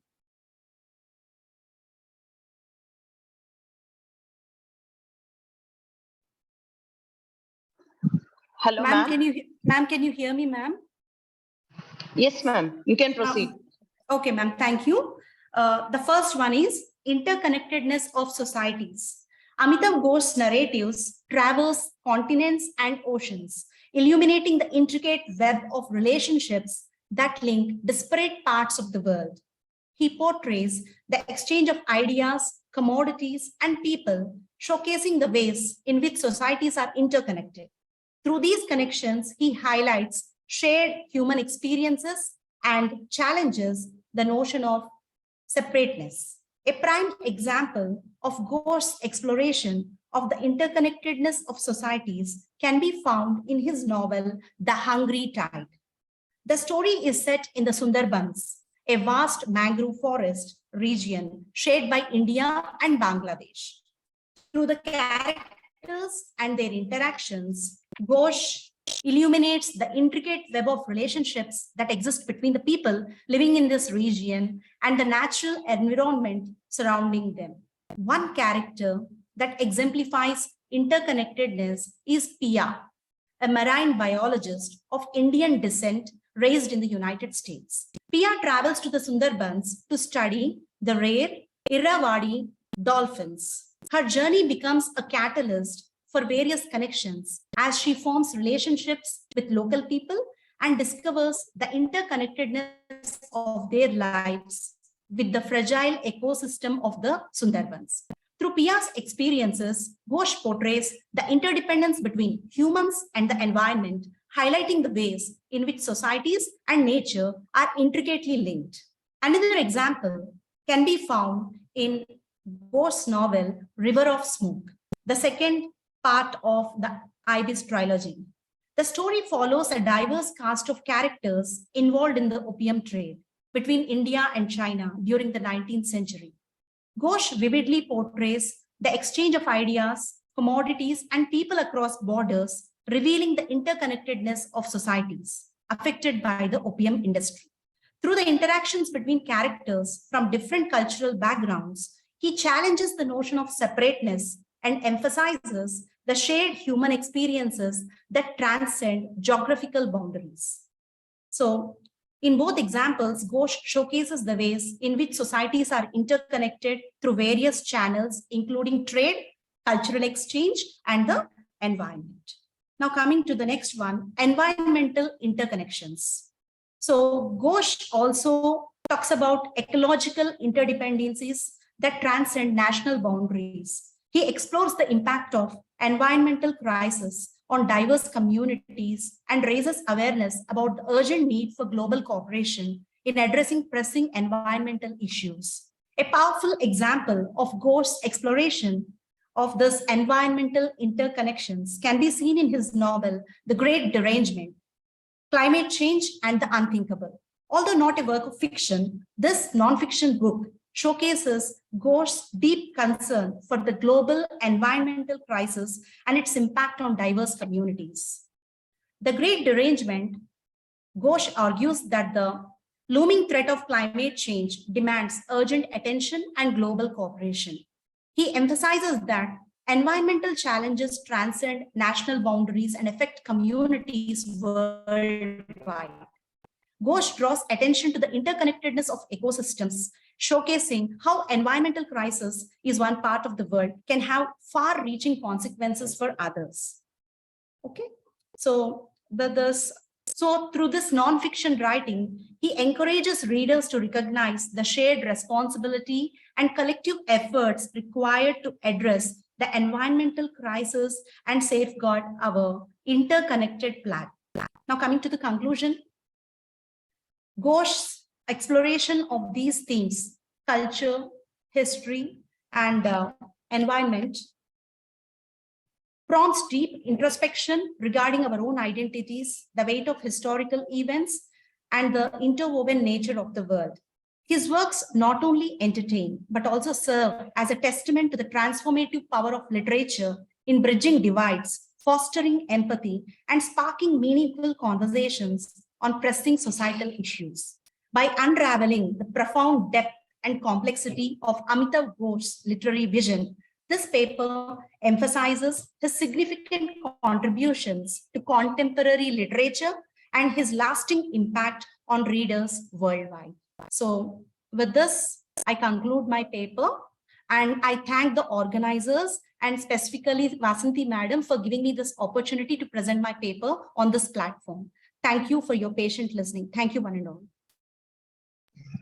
Thank you so much, ma'am, Okay, for ma'am. your, I think so your paper would have given valuable inputs to the scholars who have been participating and listening in this webinar. Thank you. I ma'am. would like to see more such papers like this in our webinar like this when we organized in our college. Thank you so much, ma'am. Thank you for presenting the paper once again. Thank you. Thank you, ma'am. Thank you. I'm privileged. Thank you. Okay.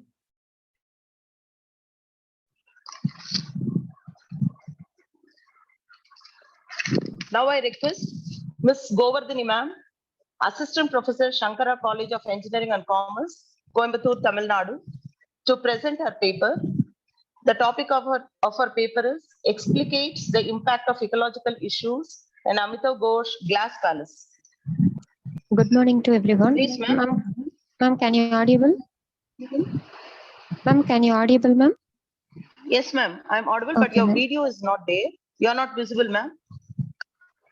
Ma'am, okay, shall I present? Ma'am, shall I present? Ma'am, you are not visible.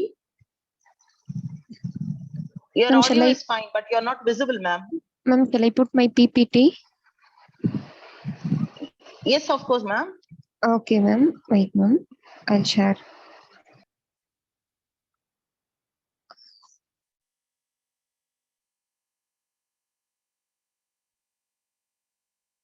Ma'am, shall I present? Yes, ma'am. Okay. Proceed, ma'am.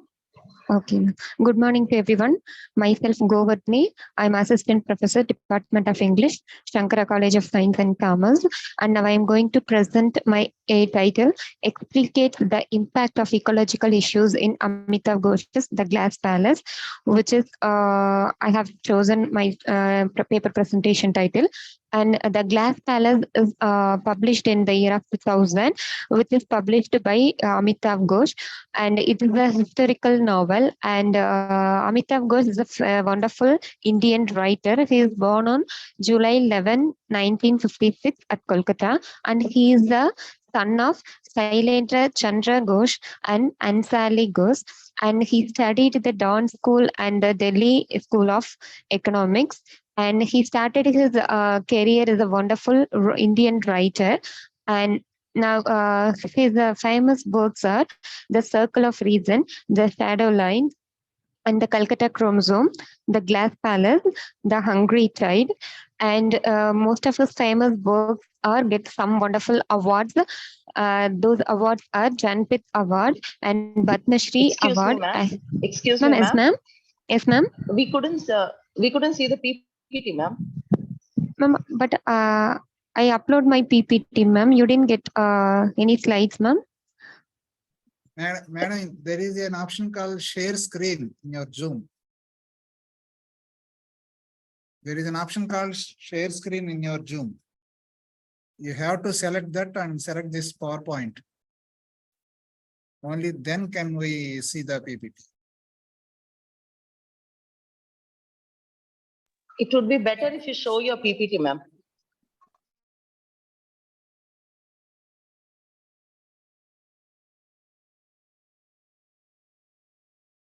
Madam, are you there?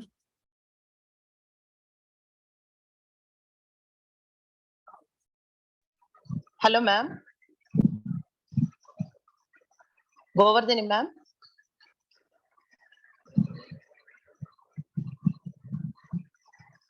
Hello.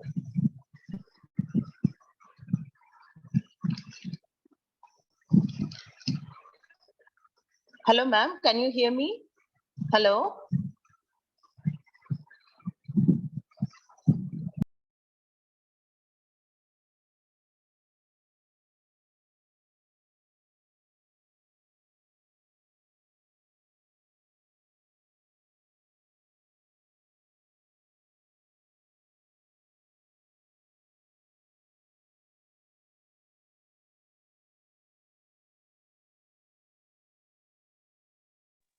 Hello.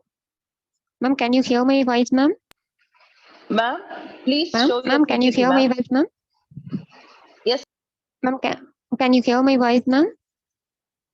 I can hear your voice, ma'am, but we couldn't Okay, see the ma'am. PPT.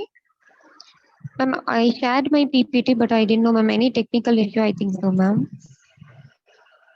Are you facing any technical issues in uploading the PPT, ma'am? Yes, ma'am, I think so, ma'am. Shall I present as Madam, it is, ma'am? madam, there is an option called share screen in your Zoom. In your Zoom app itself, there is an option called share screen, which you can find in the bottom. Yes, sir. But I share as it is, but I think so it's not visible to you. I don't know. Do one thing, madam. Yes, sir. Are you added in the group? Yes, sir. I'm in the group. You one thing. You upload the PPT in the group, madam. PPT in the group. Okay, sir. Okay, sir. Shall I share now? You upload it in the group. Sure, sir. Sure. Okay, so now I'm going to apply. Just a minute, sir.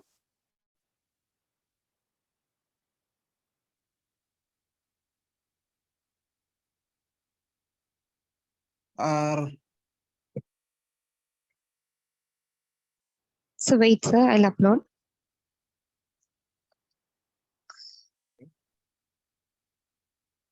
Sir, I'll upload, sir. Just a minute. Sir, I uploaded the video. Sir, I uploaded, sir. You continue, in the madam. group. You continue, I madam. uploaded In a the couple of video. minutes, I will share it. Okay, sir. Okay, okay. Okay, you sir. Okay. continue giving your speech. In a couple of minutes, I will share it. I will need. Okay, sir. I need Okay. a couple of minutes. Okay, sir. Okay, sir. Okay, madam. You continue, madam. Okay, sir. Okay. So, shall I start, sir? Ma'am, you may proceed, ma'am. You continue.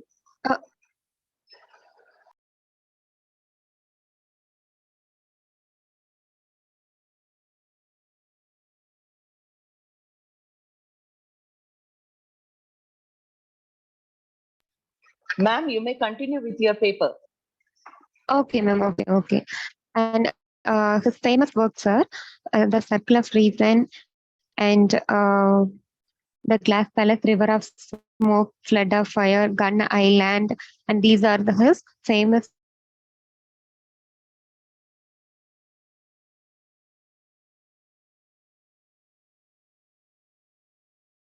Gordhi, madam, you went into mute. Unmute your speaker.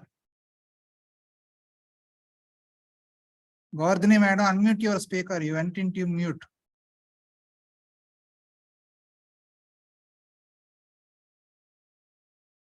Hello, Gordhi, madam.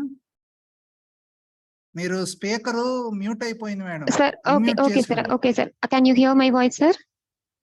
Yeah, now it's okay. Okay, sir. Okay, sir. And he is nominated for Booker Prize in the year of 2018 for Sea of Poppies, and he is nominated for International Booker Prize in the year of 2015 for Best Book in the English Translation, and he got so many awards. For example, Janpith Award and Padma Shri Awards. These are the notable awards of Amitav Ghosh, and his common themes of his works are ecological themes, man versus nature themes, migration, colonialism, historical theme, diaspora and communal violence, and magical realism. Those are his specified themes of in his works. And the Glass Palace setting of the novel is located. The novel setting is located at Burma, Bengal, India, and Malaya. These four places are Amitav Ghosh's novel setting in these places. The characters of the novels are Rajkumar Raga. He is the central main protagonist of the novel, and he is a Bengali orphan who finds himself in a Burma. And Dolly Sen is a wife of Rajkumar Raga, and Neil Raha is a Rajkumar and Dolly's elder son. and Dinu Raha is the Rajkumar and Dolly's younger son, and he is an aspiring photographer. And Jaya Raha is a Neil and Manju's daughter. These are the main protagonists of this novels. And now I am going to present my particular theme, that is the ecological issues in the novel of The Glass Palace. The first thing is this novel starts from the British invasion in Burma, who colonized the people and exiled the Burma's king in the Ratnagiri. So the colonial war starts from Burmese and British. So both the side of people are affected mostly, and they are affected very much. The environment also affected with pollutions and a lot of issues. So the people are migrated from their native to nearby countries or nearby places. So here the ecological issues of the novel is the imbalance of human and nature relationship. Here I portrayed the people under nature is a two sides of one coin, and the nature is a mirror, like a mirror, because what we are going to do as the same, it will reflect to us. We are polluting or we are distracted the nature, as the same it will reflect to the human beings also. So in this through this main character Rajkumar Agha, he deforested the country, and he planted so many illegal way of trading methods. So this affected the environment also, and he planted the poppy seeds and the teak forests. So it will make it was affected the environment also. So when people are doing continuously destroyed the environment, as the same it will reflect in the form of flood and climate changes.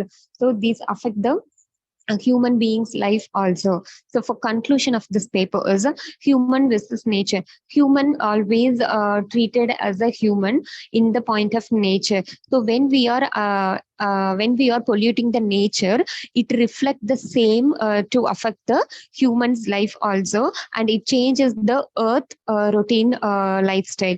And to make through this issue, so we want to conclude that we should make awareness among the people, how we are treating a nature and how we protect the environment from the people. So this kind of awareness we should create among the people, and we should save the environment, because it's not only for present generation, it will affect into future generation also. So what are doing in the present, it will affect the future also. So we could consider about that, and we should save the environment. Thank you, sir.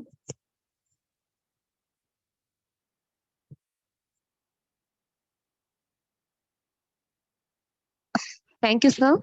Yes. Thank you so much, ma'am. Thank Thank you you, for ma'am. your presentation and Thank participation you. in this webinar. Okay, ma'am. Thank you, ma'am. Okay, ma'am. Thank you, ma'am. Now our next presenter is Mr. P. Pradeep, lecturer in English, GDC, Eragodlapalayam. His title is On Social Issues and Circle of Reason, a novel by Amitav Ghosh.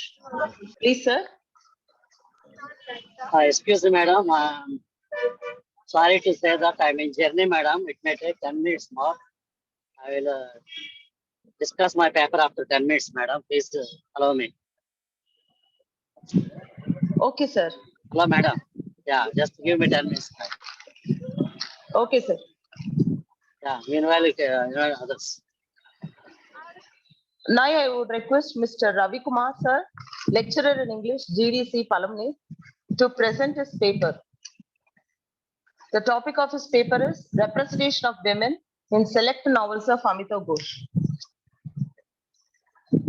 Please, sir.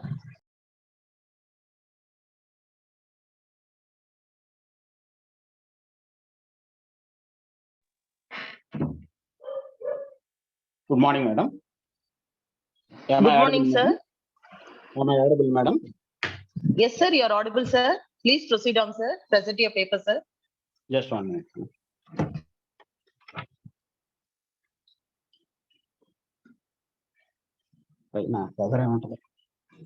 Just 1 minute.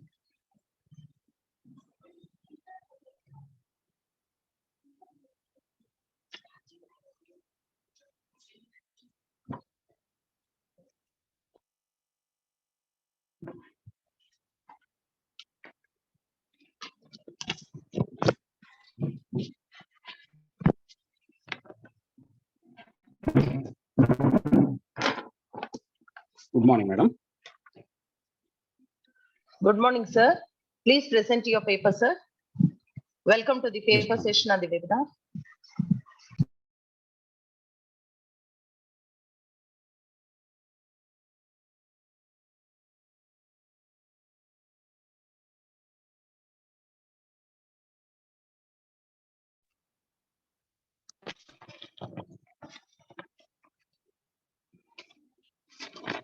Good morning to all. Today, my name is Ravi Kumar, lecturer in English, SPCR Government Degree College. Am I audible, madam? Yes, sir. Am I audible, madam? First of all, I would like to thank GDC Vinkonda team and especially thanks to Madam and Sir and who are conducted this webinar successfully. And today I am going to present a paper on the Amitav Ghosh novels. My topic is representation of women characters in selected novels of Amitav Ghosh. Amitav Ghosh is a prominent novelist of contemporary Indian English fiction. Indian English fiction writer depicted women and their experiences and patriarchal societies with a deep sympathetic understanding. Ghosh women representing portrays sensitively and in fact that they are leading spirits in his fictions. As portrays the cultural construction, and Amitav Ghosh never presents as women characters as overt radical and feminist nor the stereotype images of Sita or Savitris. The women representation is a real life and a realistic manner. Amitav Ghosh through his women representation in novels, he has attempted to explore the emotional world of women. That helps the readers to understand the human sensibility as well as psychologies. Through the novels like the Shadowlands and the Glass Palace, women characters are represented as courageous as men since their flight of the changes of widowed and poverty injustice. In his novel Thammas, the character was a great revolutionary and a strong nationalistic feelings. The concept of the inequality used in Amitav Ghosh, such as changes in the superior and women in and women are inferiors. Here, men are superiors and women are inferior. The terrain of gender inequality in the education has seen much change in the recent decades. Amitav Ghosh reflected the conditions of women in his novels. Ghosh traces the evolution of the feminine world from the stereotypes of the feminist. His women characters are portrayed as the life giver or the leading spirits of his fiction. He portrays women and their experiences with this systematic understanding, these proper studies of representation of women in selected novels of Amitav Ghosh, like The Shadow Lines and The Glass Palace. In these two novels, Ghosh portrays the women conditions and empowerment will lead to the emancipation of the changes in the larger social issues. The novels depicted the life of the three generations across the cultures and borders. Women are not born with just an umbilical cord tied to her mothers. Amitav Ghosh women characters are began with their life in purpose and whose thing called culture and traditional are controlled by the patriarchs, and they slowly that they have life and come the being. In his novels, Amitav Ghosh wants to portray women's characters as leading spirits. Women neither fight against men and with their feminine sensibility nor live and subjugated women in the male-dominated society, but they try to assert their rights as a human beings in the society with the help of the education, employment, and their revolutionary attitudes towards life. Amitav Ghosh, through his women characters, has attempted to explore the emotion of women that helps the readers to understand the feminine sensibility as well as the psychology. Ghosh women's characters are unique as they don't come under the term of stereotypes. They fight for their various causes and they eventually have become revolutionaries. Amitav Ghosh women's characters in these novels like the Shadow Lines and the Glass Palace and the Angry Tides are portrayed as revolutionaries, and Amitav Ghosh's women are sensitively. In fact, they are the leading spirits in his maximum fiction. Coming to the novel, The Shadow Lines, The Shadow Line is the story of middle-class Indian family of Kolkata.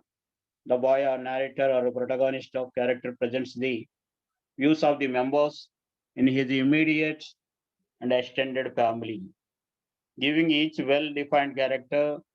Narrator's grandmother Tamma represents the idea of idealism and the enthusiasm.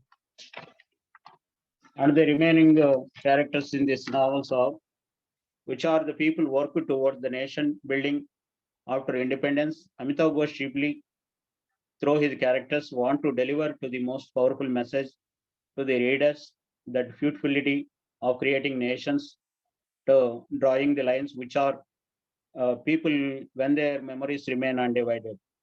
In the Shadow Lines, the Tamma was an important character. She was the narrator's grandmother.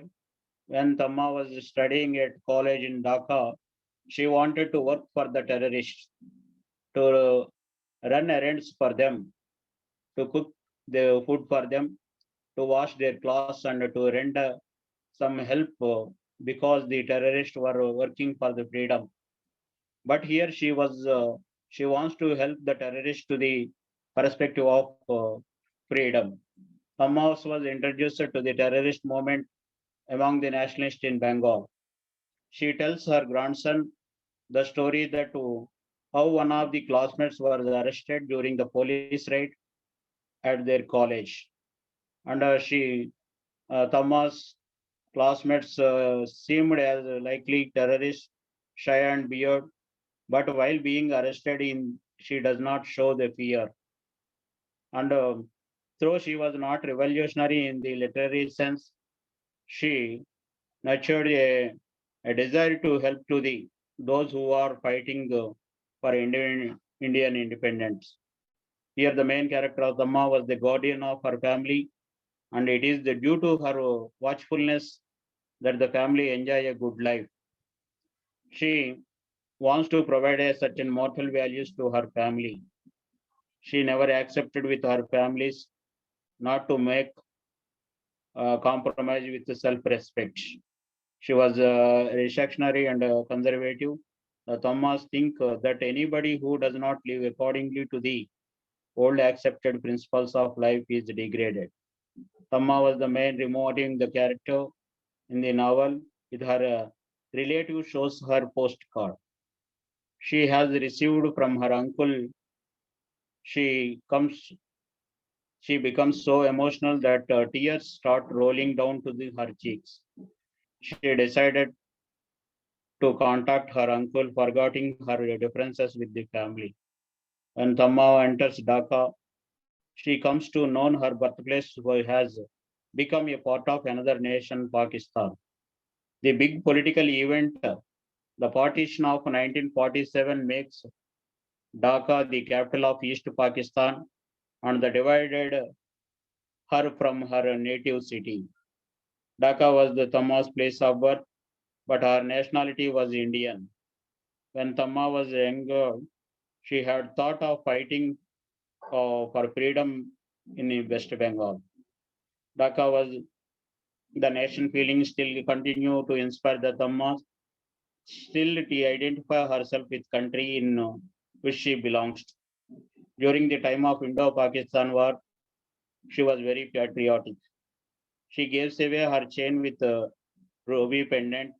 She wears that chain as a memento of her late hubby to the war fund because she has been inspired by patriotism.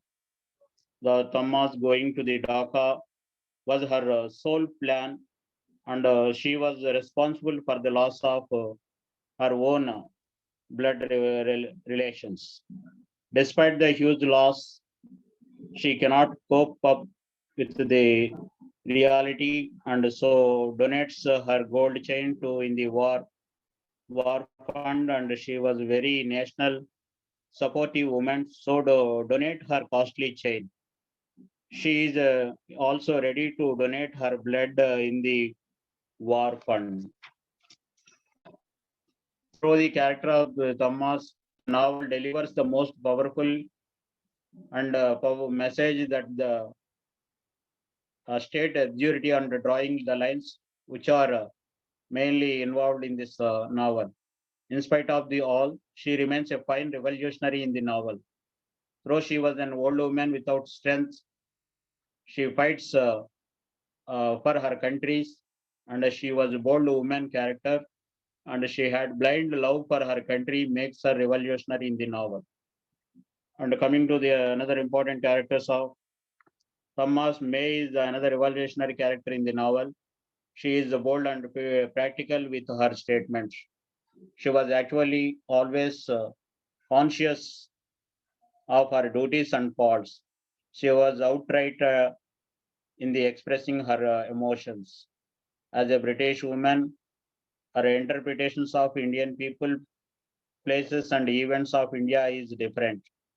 She does not understand about the statue of Queen Victoria belongs to Indian history and its people. But when she is conferred by the beggar, she gives money to her. So she was very kindly character. She also has some thoughts. This poverty and illness in India shocks me. Our idealism will not permit such injustice to exist, but to understand that she can do little for the poor. She was very supportive and lot kind about poor and orphan people. So she always wants to support such type of the people. May had a heart which was full of love and living beings. She cannot see anybody within pain. For example, while going on a drive with a 3D, she seems to that your dog is within the pain, and then she cannot control the her and ask her to stop the car and ask him to relieve the dog from its pain. When he was when he says that they will not be able to do anything, then she feels shame and she scolds him. She takes out her pen and a knife, stabbed the dog because she cannot bear the dog's pain, so that dog gets free from its pain. May also becomes a part of an orchestra and also with the narrator's raid in the garden. May admits that she is working with the orchestra because she has to make living somehow. May Price went along with him bring to the person to Dhaka when there had been a communal rights going into the 3D, not allow her to go there. But May went there while they were returning by a car.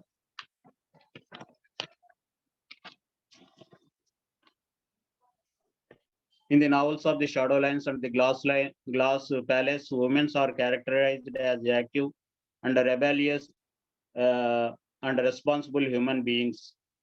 They strive hard to cross all the obstacles in the personal life as well as in the society and try to come up in their life to support countries in any way. They can survive the world by the tool of education, employment, and their rebellious uh, attitude towards life and social activities. And they not only assert their places in their society, but they too try to help others people by their revolutionary attitude and achievements.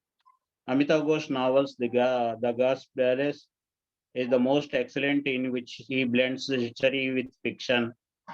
In this novel, Ghosh explains how the generations of women shows their uniqueness among men. Macho and Dolly and Uma are the first generation women characters.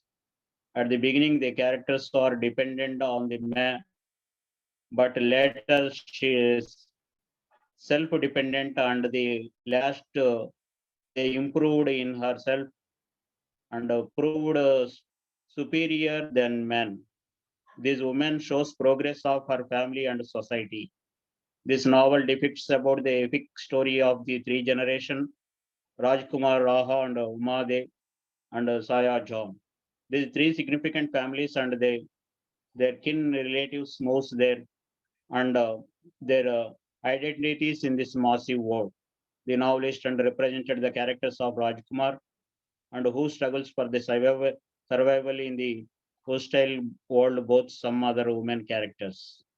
The Glass Palace is special in scope, covering of all the countries like India, Burma, and Malayas, encompassing the whole century in a turbulent times. In this enactive novel, where the narrative spans over the three generations, the shadow lines, this novel is a saga of three families and their interconnections.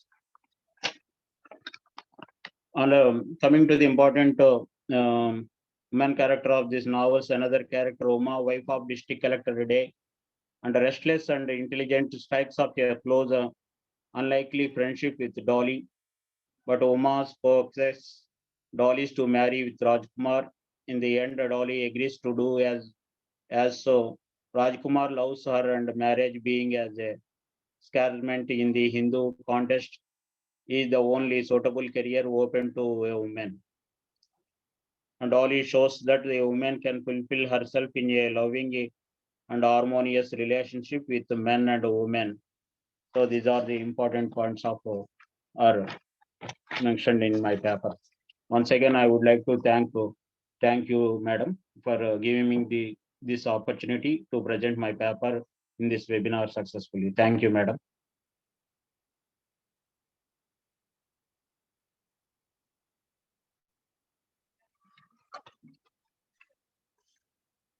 Madam, am I audible, madam? Thank you so much, sir. Thank you for your presentation and being here for the webinar, sir. Thank you so much, sir. Thank you, madam. So, Pradeep sir, are you there? Yes, sir. I reached my destination. Yeah, sir. Am I audible? Okay. Yeah. Sir, are you getting my voice? Hello? Sir? Hello, sir? Madam, am I audible? Yes, sir. Yes, sir, you're audible, sir. Please present the paper on your topic, social issues in circle of reason. Thank you, sir. Sure, madam. Thank you for giving me this wonderful opportunity. At the outset, I convey happy birthday to Amitav Ghosh, and I also congratulate GDC Venipanda, Madam Malati Madam, Vasante Madam, and all other faculty members who are organizing this, and also principal. Thank you, one and all. I also congratulate all other participants and presenters who have so far presented my paper. Congratulate to everyone. Thank you once again, all for giving me this wonderful opportunity. I directly go into the matter without giving the details of Amitav Ghosh, because all of you, everyone knows about the biography of Amitav Ghosh. So I directly go into the topic, social issues in the circle of reason. The circle of reason is the debut novel of Amitav Ghosh, which was published in the year 1986 and won the prestigious award of the France, that is Prix Medicis Heritage Award, was conferred to this wonderful work of art. Amitav Ghosh proved his merit with his beginning novel, The Circle of Reason. In this, there are many themes. I'm not sharing my paper because I already shared it in the group. I hope all of you might have read this.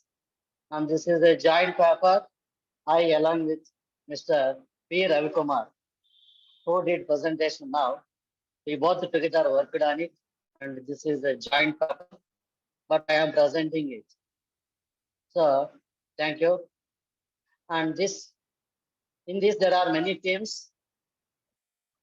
As you all know, Amitav Ghosh as a diasporic writer is not only a diasporic writer, he himself, a man of subaltern, being born in India and migrated and settled in USA, in Brooklyn. So he knows very well about the lives of the experiences of the migrant people because he himself is an immigrant. So with that, he touched upon the theme of diaspora in every his work of art. You may take any novel, all his works, this migration and borders, border crossing are the common themes. Diaspora and borders are the common issues in every novel. And this is not an exception. The first novel, The Circle of Reason itself is not an excuse. In this also, there is this issue of border crossing and migration of the diaspora. This novel deals with the central character named Alu. This Alu is not his actual name. The real name given by his parents is the Nachketa Bose. So when his parents were dead at the age of 8, when he was 8 years old, both his parents were dead in the road accident and he had a narrow escape. He got his life, both his parents were dead. Then the struggle started in his life. He was born in the remote village named Lal Pakur. So in the West Bengal. So from that remote village, he moves to Kolkata, a big city, a center place, where his maternal uncle works as a teacher, teaching the phrenology subject. So his uncle's name is Balaram.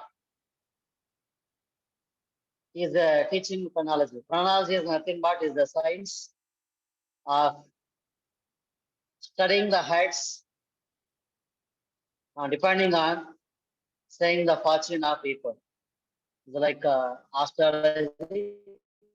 Astrology is studying one's fortune based on the stars. Like this, phrenology is also one kind of science, studying the heads. So he's doing the research on the various heads. When he sees our hero, the central character, Alu, okay, actual name is Nachketa Bose. He gives the name Alu. Why he gives the name Alu is because his head is like a potato. Alu means potato. His head is like a potato with so many knots and bumps. So for that reason, he has given the name Alu to him. He works in the school of Balaram. Balaram works in the school of Bujay. So Bujay is a rich person. He had lots of influence in the village. So there begins the struggle between the weak and the strong. This is one of the issues discussed in the novel. Marginalized versus the power. The weaker section versus the strong. Or you can say the rich and poor. So there is a class dispute.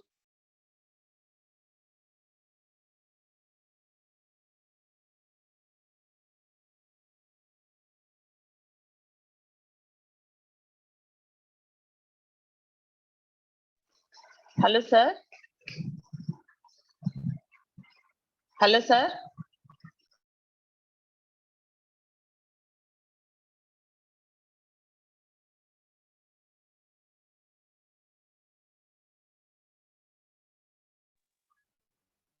Hello. Pradeep sir, Hello, madam. Hello, sir. Am I audible now? Hello, sir. Please proceed, sir. Madam, am I audible? Is my voice audible? Yes, sir. Okay, okay. Shall I proceed?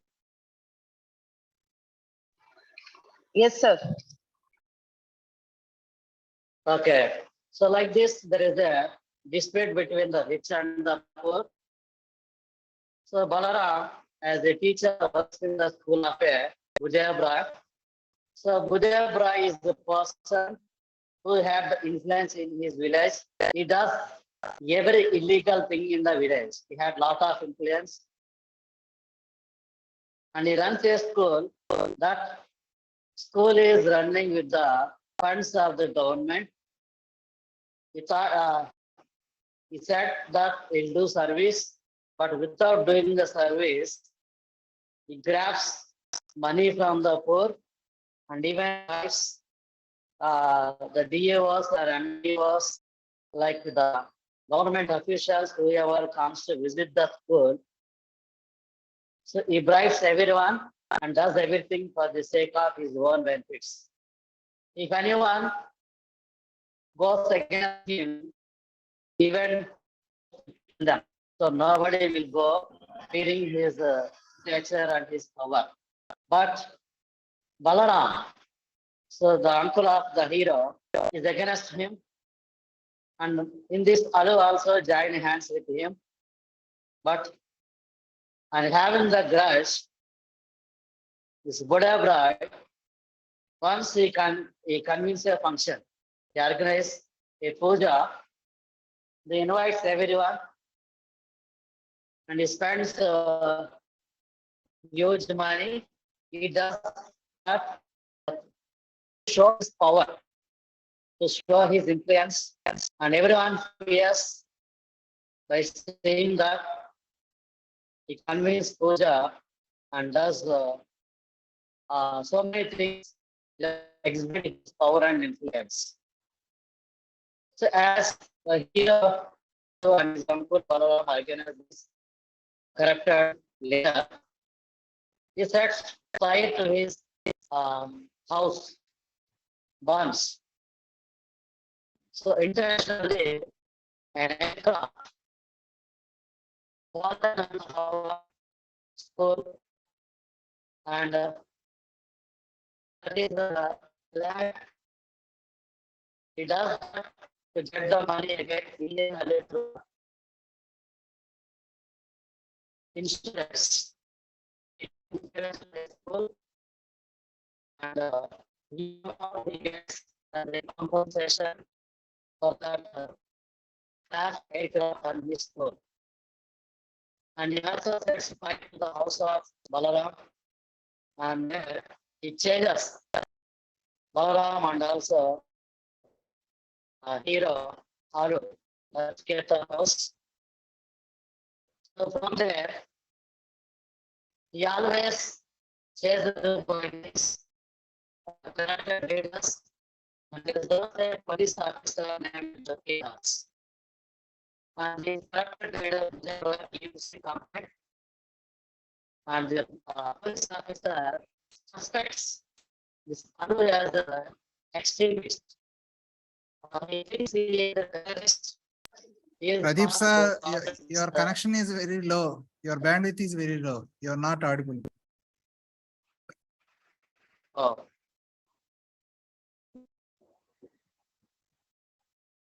It's best.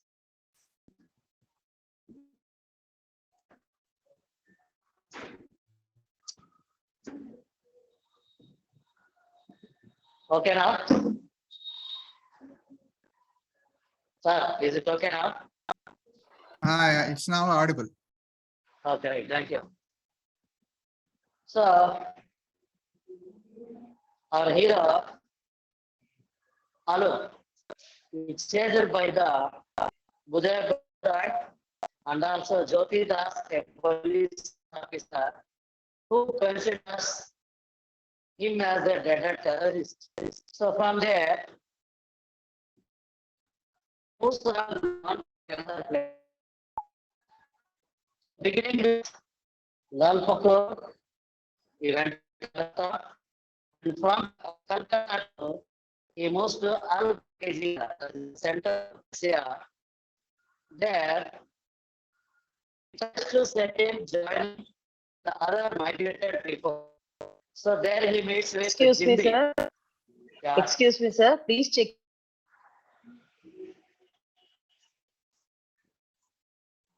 Hello, madam. Am I audible?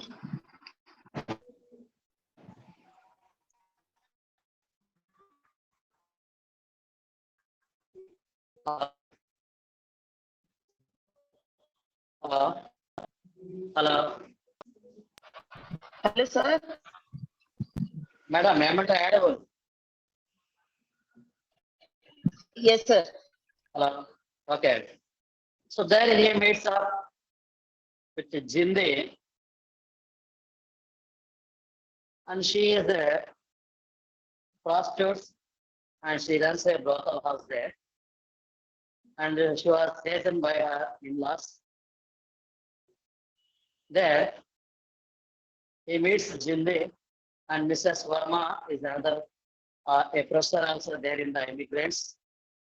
So Mrs. Verma is trying to better the society there by establishing a trust. She had a one trust and tries for the betterment of the people. There, Alu, impressed by the works of Mrs. Verma, he also tries to better the society there. They all together become a family, home. In fact, Alu has no home. Since the death of his parents, he had no home. He is living with his uncle. They only had a short time. From there, he moved another place from Calcutta to Algeciras. And there also again, he comes into conflict with the another people and another power. Then again moves to Al-Qaeda. This is Al-Qaeda in the Gulf nation. The Gulf countries, he goes to Al-Qaeda. That is in Saudi. So there, he worked again in the deserts. So everywhere you can see the trials and tribulations in the life of Alu. And not only that, Amitav Ghosh also discussed the another conflict. Besides the diaspora, we can also see the conflict between the science and the religion. So this problem occurs in the Kolkata, where the group of, there are two groups as I said now, the rich and the poor, or you can say extremists or moderates, or you can say the powerless and the power. So there are the two groups. There's a conflict between these two groups about the festival. They do the puja.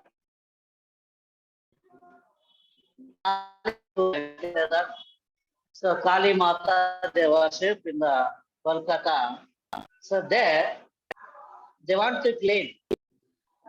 How to clean the village or the clean the society, or the clean the temple. There is the problem of the germs. The problem is to use Ganga Jal. So the Ganga Jal is the holy water. Ganga is the holy river.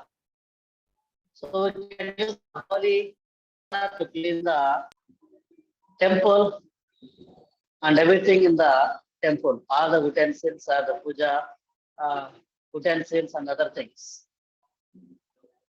But other groups say, no, no, no. The Ganga river itself is polluted. Let us use the carbolic acid. The carbolic acid is the output, the outcome of the science, which is proved in the laboratory as a cleansing liquid. So this is used to clean the rooms or any other thing.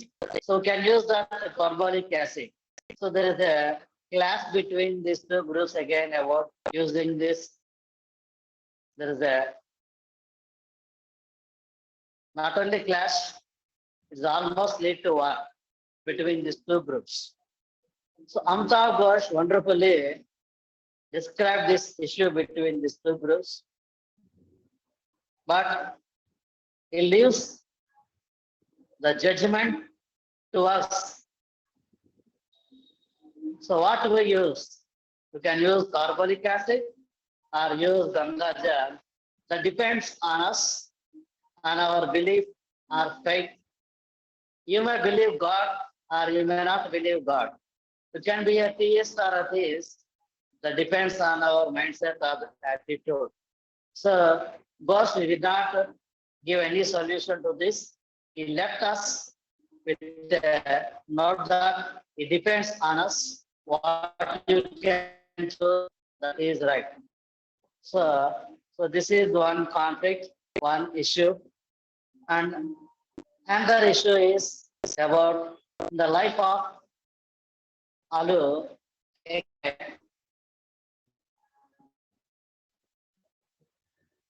The problem of exile.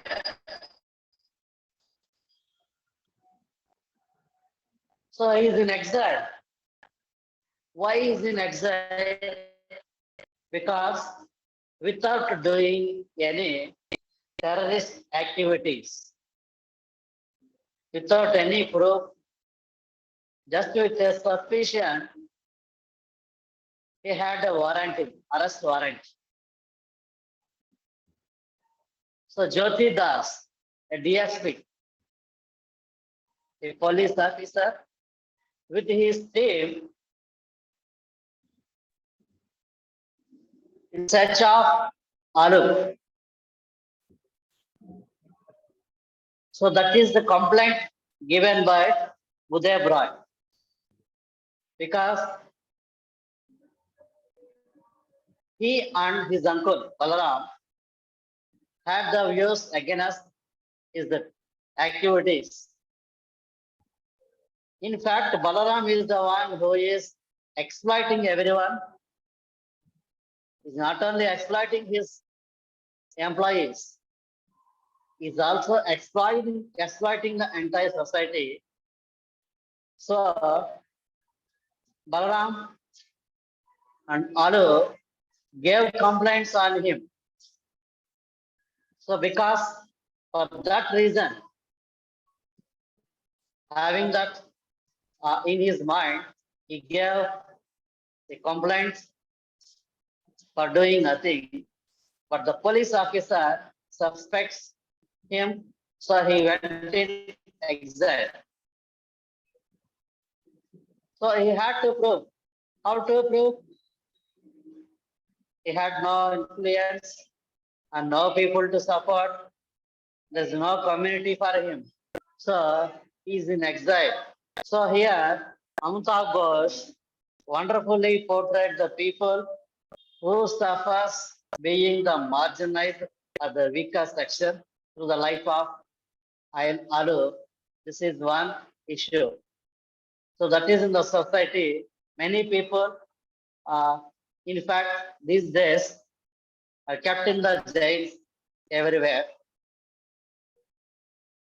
And many, not only Amitav Ghosh, many others discuss this. Those who are the criminals, as criminals in the jails. And recently, Supreme Court ex, I think, judge. He also said that there are many other who are in the jail for doing nothing. Yes, this is true. They are not the criminals, but they're imprisoned because they had no money, no influence. So this is an example of, so he is an embodiment for this. And another issue is that, and there are another issue between the, I would like to say, sorry.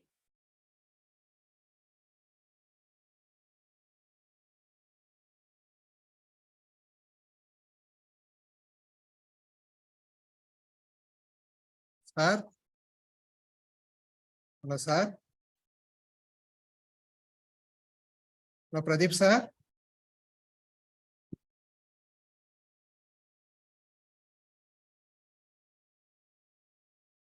Are you there? Sir, am I audible now? Yeah, you are audible. Okay. Yeah. Okay. So I would like to discuss another issue. Sorry, our Alu is the immigrant, not only immigrant, he remained as a vagabond looking for a home.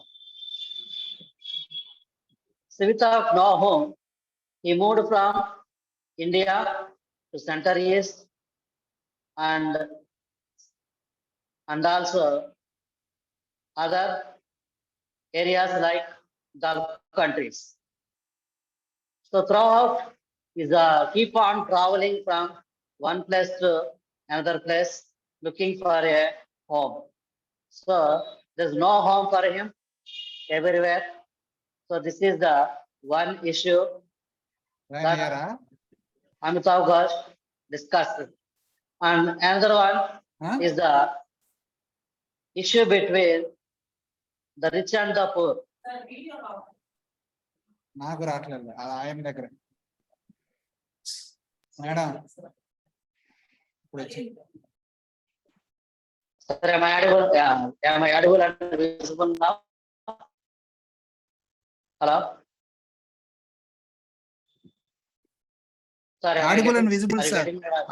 Okay, sir. Yeah. Thank you.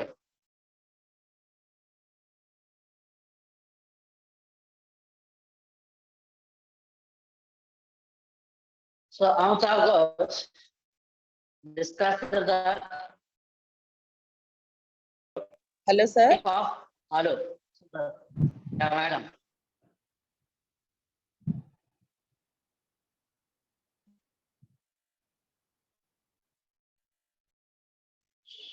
Hello. Sir, continue, sir. Amitav is a post-colonial writer. So he also discussed the aspects of colonialism through the life of Alu. He himself suffered a lot through the society, and not only through the society, even in his workplace, in a school, he himself joins a school where his uncle works. So that is who teaches the phrenology in the Buddha High School. There he teaches science and mathematics, and he also had this experience in the hands of Uday Brai. So he also being exploited. So this is through the colonialism. Amitav Ghosh touched upon aspect of colonialism. So like this, in this novel, he touched so many issues and so many aspects. Thank you for giving this opportunity. Thank you, madam. Thank you.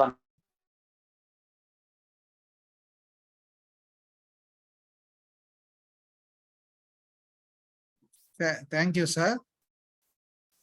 Yes, sir. Over to you. Over to you, sir. Thank you. Thank you, sir.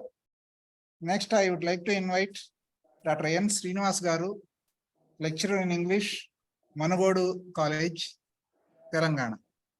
Sir, Srinivas sir, are you there?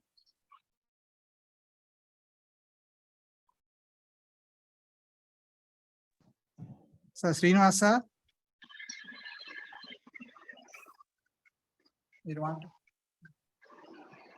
Srinivas sir?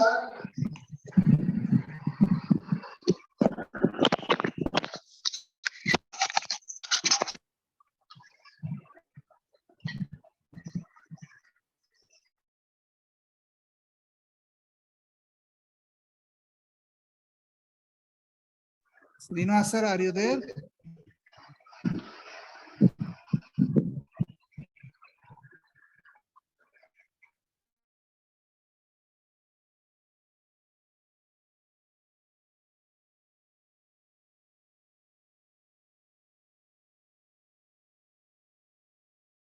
Okay, sir. Sir, Dinesh Kumar, sir, assistant professor from Dyal Singh College. Are you there, sir? Dinesh Kumar, sir, from Dyal Singh College, Karnal. Are you there, sir?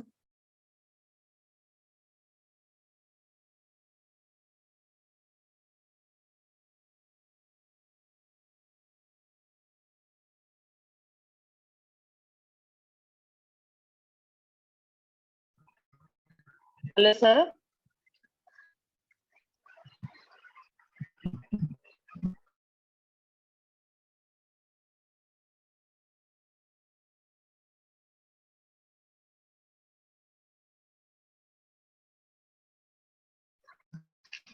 Hello, sir.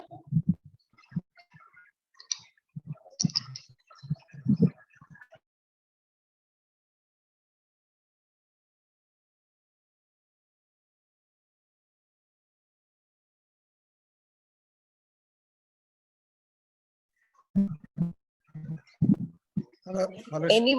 Anyone from participants who are interested to present the paper? Anyone from the participants are interested to present the paper?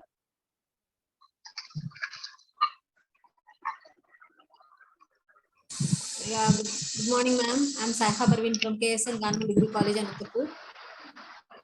Welcome. Welcome. May I present my paper, ma'am? Yeah, sure, ma'am. You're most welcome. You may present your paper. What's the title of?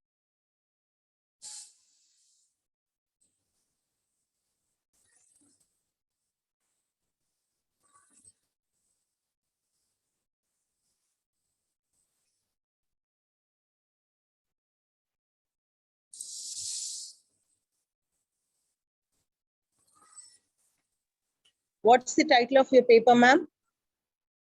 It's novels of Amitav Ghosh, ma'am.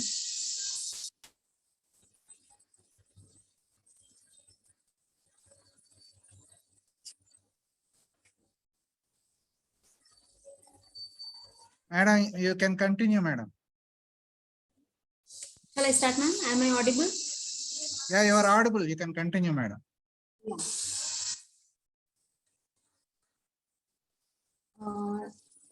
First of all, I extend my warm greetings to all the organizers of this webinar, co-participants and co-presenters. And I thank the organizers for giving me this opportunity. I joined this at the pick of the moment, that is just 2 days back, so I could prepare a very brief paper. So the title of my paper is Novels of Amitav Ghosh. So Amitav Ghosh has employed in his novels complex narrative techniques to study and probe the nature of national and personal identity, particularly of the people of India and South Asia. He has penned not only historical fiction but also non-fiction works exploring topics such as colonialism and climate change too. The concept that the entire Eastern world clings to a nothingness without any known genesis and historical foundations is one that Amitav Ghosh works to reinterpret. He resists the efforts of Western authority to dehistoricize history in order to challenge this widely held belief. In all of his works, he makes an effort to reintegrate the story, which opens up a world of different ideas carefully chosen from the past. Amitav Ghosh is a significant contributor to this group of writers who began reading fiction as a novelist in 1986 and have since made a serious and earnest effort to grasp and convey a lost tradition. Through his words, he demonstrates how much he shaped history and how much it shapes us. In that context, reading Amitav Ghosh's An Antique Land is clearly possible. The notion that the entirety of the Eastern world floats in the air without a clear genesis or historical foundation is one that Amitav Ghosh works to rethink. He resists this widely held misconception by rejecting attempts by Western authority to dehistoricize it. He makes an effort to reintegrate the story in each of his works, which opens up a world of different topics that have been handpicked from our lost past. Amitav Ghosh is a significant contribution to this generation who entered fiction as a novice. Through his words, he demonstrates how equally responsible for shaping history is each one of us. In that context, we can read An Antique Land. And this work, The Antique Land, it aims to reinterpret the notion that the Eastern world floats in the air without a known origin or past. By resisting attempts by Western authority, he stands in opposition to this widely held belief. In all of his works, he makes an effort to reintegrate the story, which opens up a world of different ideas that have been carefully chosen from our history but have been lost. This generation's Amitav Ghosh, who began writing fiction, he is a significant asset for this generation. Then the concept that Amitav Ghosh presents through his work is that how much we shape history and how much it shapes us. So here, this was just an abstract of my paper, and I request the organizers to permit me to submit my full paper at a later date. Thank you, ma'am. Thank you, madam. So it's already past 1 o'clock. If anyone want to give your feedback on the sessions, maybe we have encountered 1 or 2 technical problems, but I think most of the presenters presented very well. If any of the audiences want to share your feedback, you can do it now. If any of the participants want to share your feedback, you can do it now.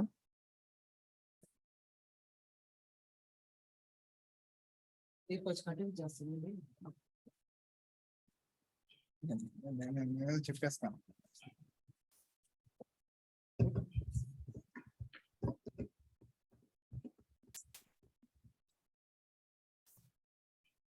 Hello మీ దగ్గర క్లియర్గా ఉందా? క్లియర్గా ఉంది sir. This is Das from Madanki. Sorry. I am unable to see on my system. Are you hearing me? Sir, it is clear. Yeah, it is not displaying. But in due respect of GDC Vinikonda, you nicely conducted this webinar. I know that I would like to give some conclusion words related to the webinar on Amitav Ghosh. It's not the easiest task. It's a really hectic task, but you did well. on many papers on various topics, hypotheses has been presented by the scholars.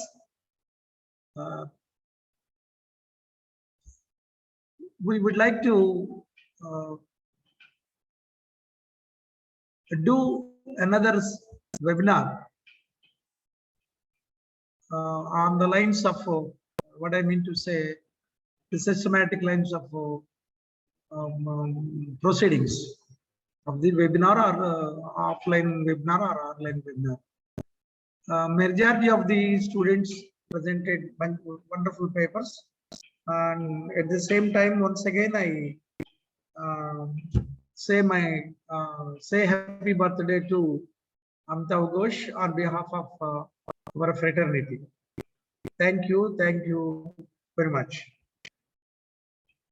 Thank you very much, sir. If anyone else want to speak, you can do it now.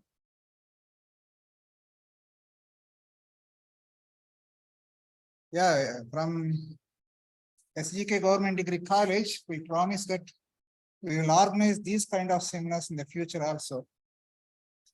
In fact, we are planning to organize these kind of webinars on most of the popular Indian English writers with all your cooperation. Okay, let's wind up the session with vote of thanks. I request Srimati N. Vasanti, Organizing Secretary and HOD Department of English, to wind up this session with her vote of thanks. Madam, over to you.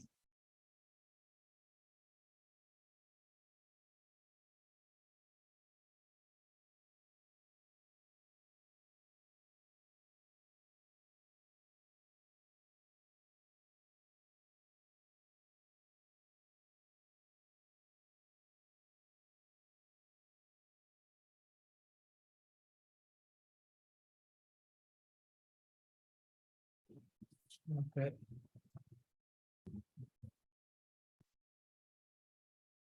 Thank you, Phanindra sir. Before presenting my vote of thanks, on behalf of all the stakeholders, I would convey best wishes to Sri Amitav Ghosh and pray to God to endow him with much strength to produce and create much more contributions in literature. First, I would like to thank our principal, Dr. K. Srinivas Rao Garu, for giving his acceptance for organizing the webinar. Thank you, sir. I would like to gratefully thank Dr. Das Garu for giving me timely advice and helping me to organize this webinar without any hassle. Thank you, sir. I thank all the participants and paper presenters who enthusiastically participated and accepted my invitation and came forward with their papers. Thank you so much, all of you. Further, I extend my sheer gratitude to Sharmila ma'am for chairing the paper presentation sessions amidst technical issues. Thank you, ma'am. A great thanks to Dr. Solomon Benny for presenting his inputs through his scholar, Ms. Anagadatta ma'am, in his absence, thereby doing justice to his role assigned without any interruption. Thank you so much, sir. And my special thanks to Anagadatta ma'am.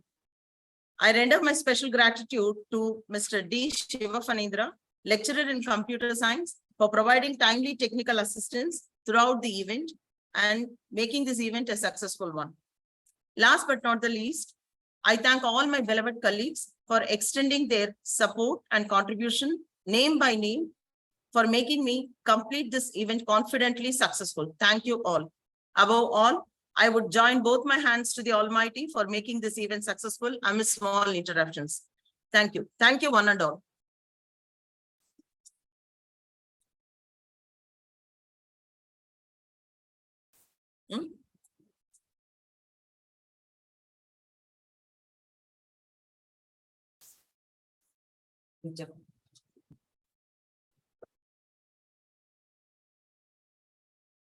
So thank you all for participating.